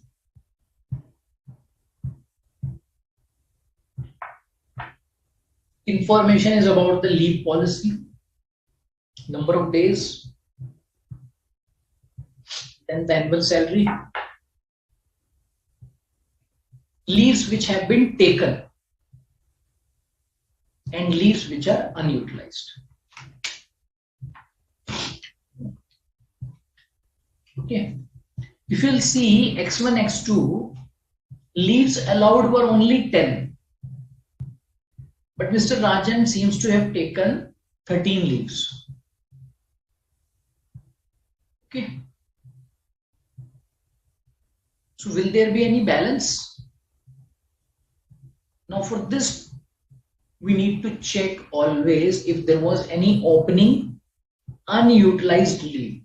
So if you go to X0, X1, you will find 3 days were unutilized. Means 3 leaves were unused,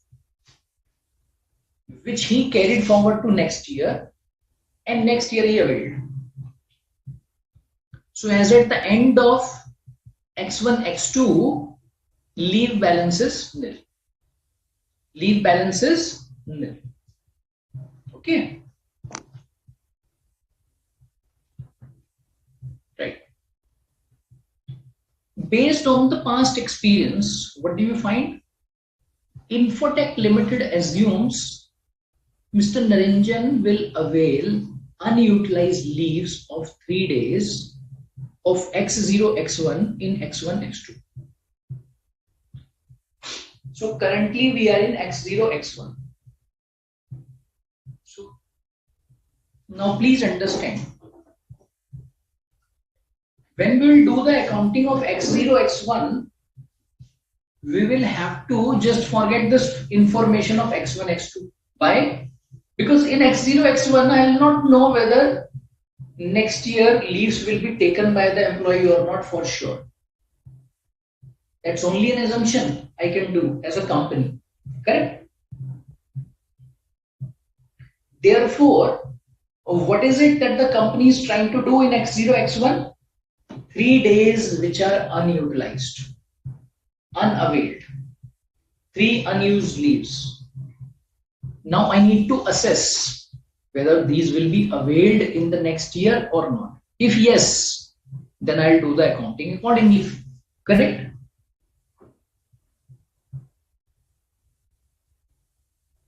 Company contends that it will record 30 lakh as employee benefit expense in each of the years X0, X1 and X0, X2, stating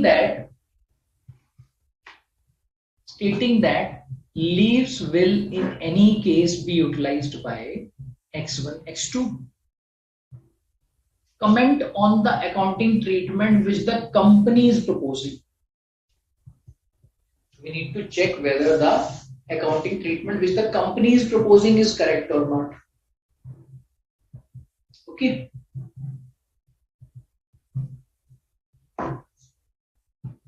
Also pass the journal entries for both the years. Whatever accounting we will do, we need to pass the journal entries. So that's not a problem. So whatever accounting we'll do, we'll also pass. But the first thing is that in this case, it's not only the accounting treatment that we are doing, we need to record. We are also required to comment on the accounting treatment which the company has proposed. So please remember in the exam, whenever there is such type of requirement of the question, we need to be very, very specific to that question also. So please make sure that we comment on the proposal of company along with the correct answer. Right? Clear? Clear on this part? So we'll go year on year. So first of all, we will pick up X0, X1. Okay, so let's pick up X0, X1. For the time being, forget about X1, X2. And please remember, in the exam, you need to be very, very careful about it, because that is where the mistakes can be made. In this question, you have the information about X1, X2. So that's why every time you will think, oh, this is already there in X1, X2. This has already been used in X1, X2. So that's why you will just try to apply the accounting in X0, X1, which you would have done when you know everything about X1, X2. But please understand, as at the end of X1, you will not know as to what is going to happen in X1, X2. So that's why whenever we are required to do accounting in X0, X1, you will have to forget as to what is the fact pattern which is available for X1, X2. Because that fact pattern you will not know. That is something which is future. Clear on this part? Yeah? So you have to be very, very careful about it. So that's why I'm saying, for the time being, I'm forgetting X1, X2. I'm just looking at only two columns in this table which is there in front of you. Only two columns. Third column I'm just forgetting. Okay? We can come to that later on again. But please mark it. In the exam, mistakes are generally made. And that's why question is giving you information for 2 years. Okay? Now, annual salary, number of working days, leaves allowed, leaves taken, all of this information is available. Yeah? Mr. Niranjan has worked for 6 days more. Number of days which he has worked is 293. Out of 300, he has worked for 293 days. Okay. He has worked for 6 days more in X0, X1 as compared to next year. But let's not use this information. As I told you, we are forgetting about X1, X2.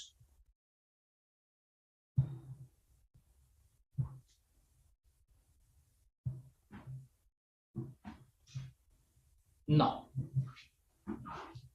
for X1, X2, what do you need to do?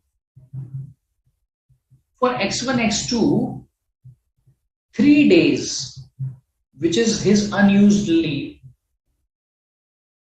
we know will be utilized in the next year. Or we can assume will be utilized in the next year. See, there are only two assumptions we can make. Either he will utilize in the next year, or this will be carried forward to, say, future years. This is not going to lapse as per the policy of the company. So per day salary of Mr. Niranjan works out to 10,000 over here again. 30 lakhs is the fixed part, which will go to him anyways. On the top of which, 10,000 for 3 days, which he has not availed as leaves, may be availed by him in the next year. So this 30,000 cost will additionally be recorded by the company. This 30,000 cost will also be recorded by the company in addition to 30 lakhs. Why? Because it's a cost. So whenever he'll go on leave next year, company will not deduct his salary. Why? Because company is going to pay for this. And from where will the company pay for this? From this leave balance only. That's why company should accrue this expenditure today. Company should accrue this expenditure today, means in X0, X1. So what's the accounting entry company will pass? I think this is now very simple. Employee cost debit 30 lakh, 30,000 to bank. So 30 lakhs is already paid during the year. So that's why it will go out of bank. 30,000 is not something which is paid. This will be paid next year when he will avail the leave. Paid means this will get adjusted, or this actual cost will arise to the company. Sorry, this cost is accrued, but this is something which will actualize during the next year. So that's why provision for this leave encashment will be created. So next year when Mr. Niranjan will go on leave, this provision will be debited. Yeah, clear? Okay. Now, moving further to next year. Let's understand as to what will happen next year. Again, for the next year, do we have the information available? Yes. Everything is same except for 3 days unused leave that are carried forward in the next year. Everything else remains same. Okay. So for this, what do you do? Next year, 30 lakhs cost will come.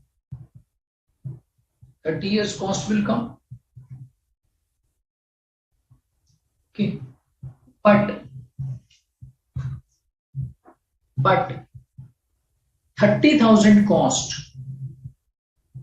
is the excess leave of last year, which he'll utilize in the current year. That will go off of current year's expense.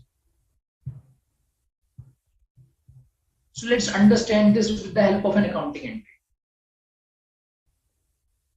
Now in X1, X2, payment to Niranjan will be limited to 30 lakhs. See, please remember that these 3 days leaves which Mr. Niranjan will avail. These 3 days leaves which Mr. Niranjan will avail, there will not be any bank which will be credited for this. This will not go from the bank. This will not go from the bank. Correct? Cash outflow will be limited to 30 lakhs only. Cash outflow will be limited to 30 lakhs only.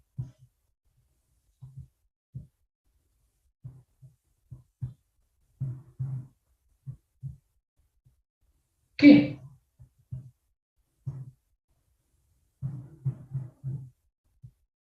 Cash outflow will be limited to 30 lakhs only.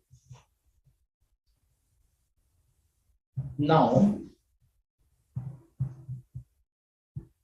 if the cash outflow will be limited to 30 lakhs, the 30,000 cost which we recorded in the previous year, that will get reversed. Why? Because that provision is already there. So that provision has to reverse in the current year. And when that provision will reverse, so what will happen? Provision will be debited. Provision will be debited. But what do we credit? Credit will be the employee cost. Why? Because this much portion of the leave encashment we had already recorded in the last year. This much portion of the leave encashment we had already recorded in the last year. So that's why we will not book this cost again. We will not book this cost again. Clear on this part? We will not book this cost again. Clear? Yeah. Any questions in case you have on this, please let me know. I'm just hoping you are clear on this part.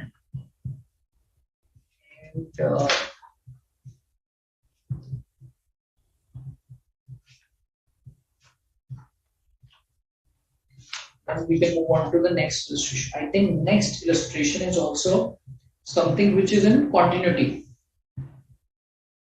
Yeah, so you can just put across your queries.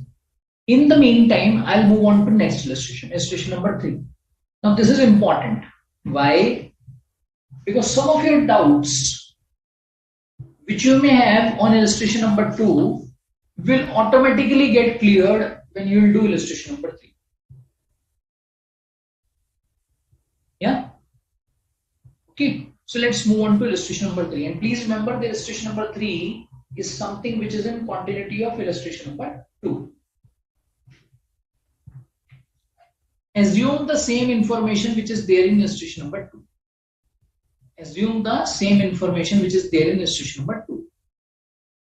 Based on past experience, Infotech Limited assumes Mr. Niranjan will avail unutilized leaves of 2 days of X1, X0, X1 subsequently.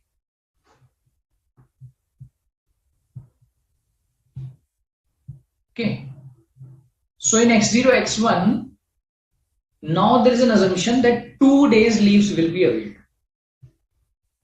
However, in X1, X2, Mr. Niranjan availed in actual all 3 days. So in the current year, what are we assuming? That next year, out of 3, 2 will be availed. But next year, Mr. Niranjan is availing all the 3. So this seems to be different assumption from the one which we considered in illustration number 3. Clear on this part? Yeah. So assumptions in illustration number 2 are different from the assumptions we have taken in illustration number 3. Clear on this part? Yeah.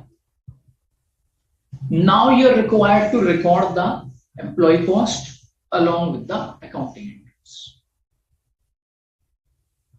Okay. Now in this scenario, you are required to record the employee cost along with the accounting entries. Yeah. So once again, I would suggest if you just start on this solution, I'll also wait for a couple of minutes and then we can get on to the solution. It will be great if you can solve this on your own, and my request will be not to look at the solution of the study material. Otherwise, there is no point solving this on your own. Huh? So just try to solve it on your own. Even if you believe you are not able to solve this, let it remain like this, but don't look at the solution of the study material. Huh?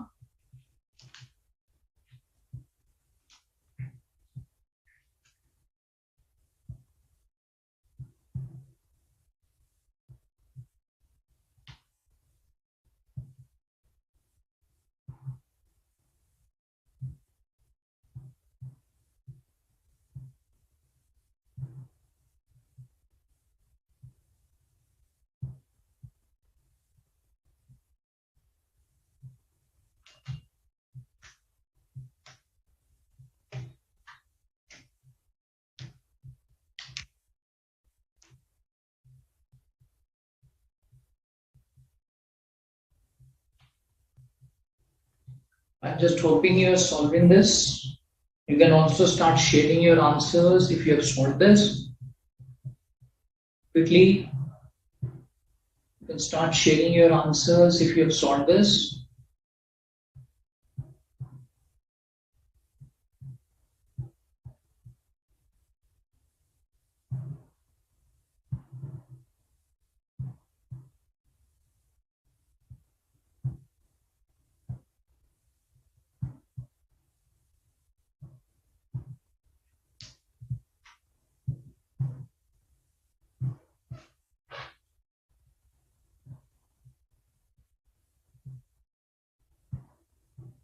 All right, should we go to the solution then?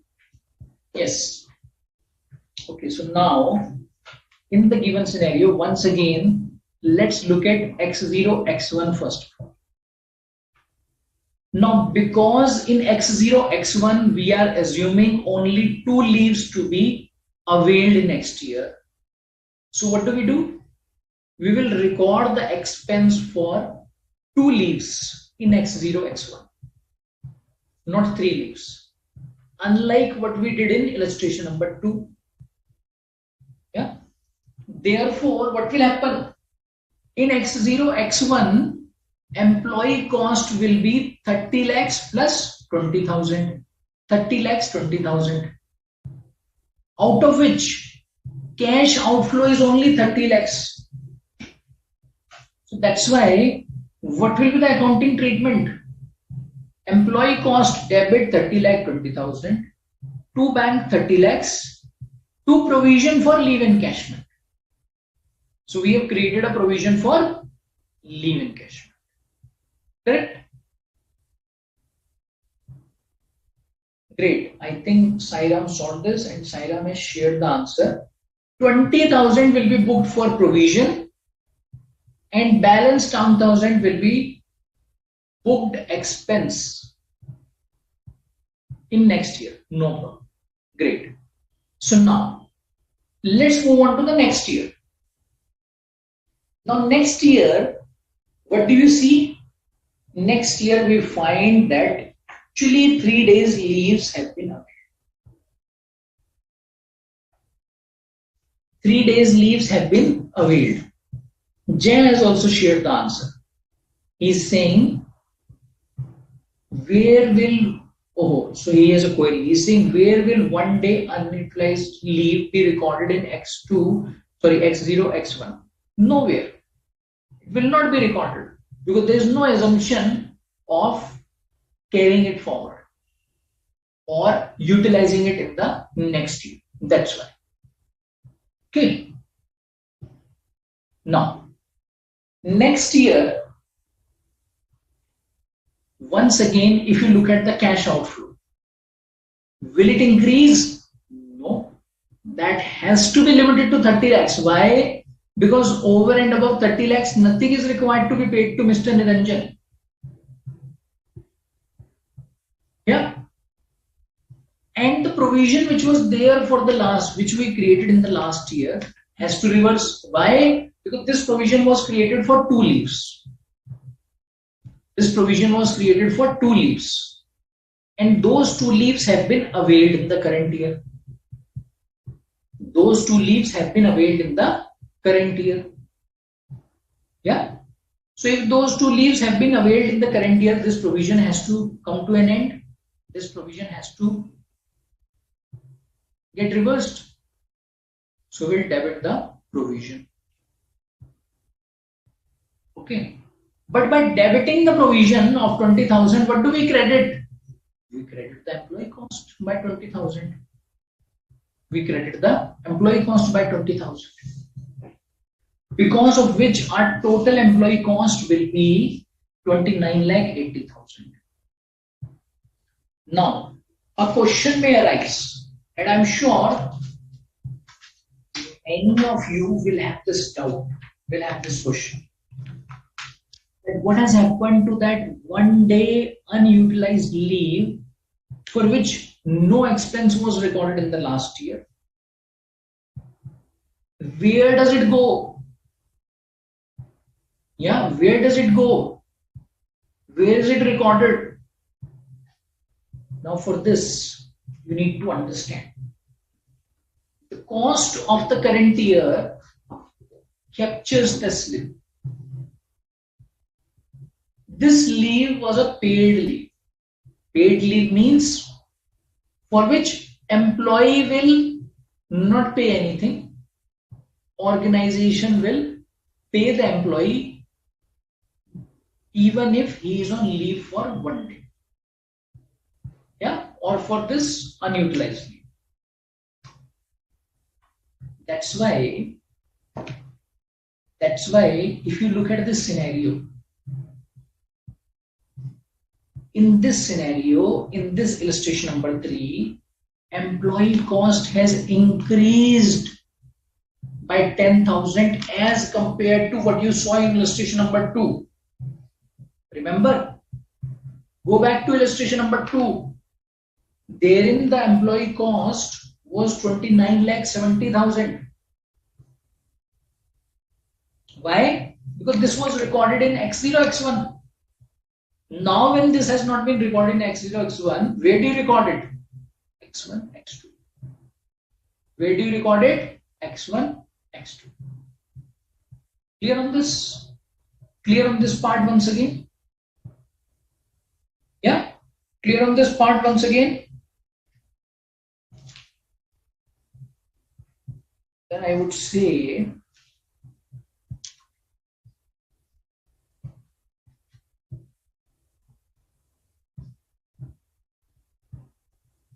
any questions in case you may have, please put it across. Then I'm just marking few questions which you should consider, you should try to solve as your homework.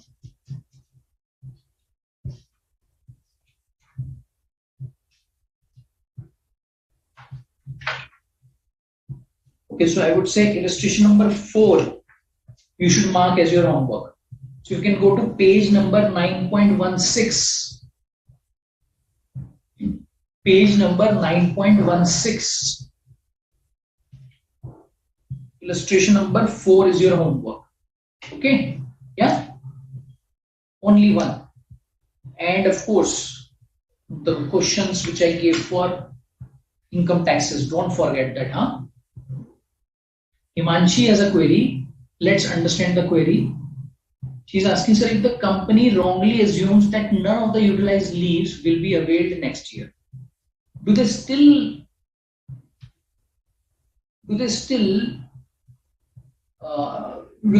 not record any provision in the previous year and take the entire cost to the current year? Yes. Now please understand, one thing is an error and the other thing is assumption. Assumptions are not the assumption is only an approximation. Assumption cannot be 100% accurate. So that's why there are always chances that whatever has been assumed in the current year may not go on in exactly in line with what we have assumed. Okay, so that's why it's possible that the company assumes something to happen, but it doesn't happen next year. The only thing is this assumption has to be backed up by strong reasoning, strong working. It cannot be an ad hoc assumption, in which case it may be considered as an error. The moment you say it's an error, it will have to be rectified retrospectively. Remember Ind AS 8? Errors are required to be rectified with retrospective effect. So I am assuming, Himanshi, that your query was not around the error, but was around the assumption. If this assumption is not something which actualizes, there is absolutely no problem. Clear on this? Sairam is saying, sir, I have a doubt 10,000 will be adjusted in X0, X1. Yes. So 10,000 didn't get adjusted in X0, X1. Why? Because only 2 days leaves were assumed for the next year. So if only 2 days leaves have been assumed for next year, so what will happen? 2 days cost you will book. Okay. 3 days cost you will not book. So third day's cost will actualize, or you can say will arise as and when it happens. We cannot assume that. Clear on this part? Yeah? Clear on this? Okay. I'm hoping, Sairam, you are clear on this. Himanshi, you are clear on this now. And I'm hoping that everyone has noted the homework on illustration number 4, page 9.16. And of course, the illustrations, the questions of income taxes that I have asked you to practice. Okay, clear on this? Yeah. So any questions, any doubts? In case you still may have, please let me know. Jay is asking, one day should be recognized in X0, X1? No, one day you will not recognize in X0, X1. So it will be recognized as and when it arises. Clear? As and when it arises, because it's not assumed. So what will happen? If this arises, this will get recorded. It's not an error. Clear? It's not an error. Right? Alright. So if you still have any queries, you can just post it, and we can always have a discussion of those queries in the next session. So in the next session, we plan to continue with this employee cost. So I would request you can just sort of do a quick revision of this part that we have covered. So there are many important concepts in the standard which are still left and which are going to be discussed in the next session.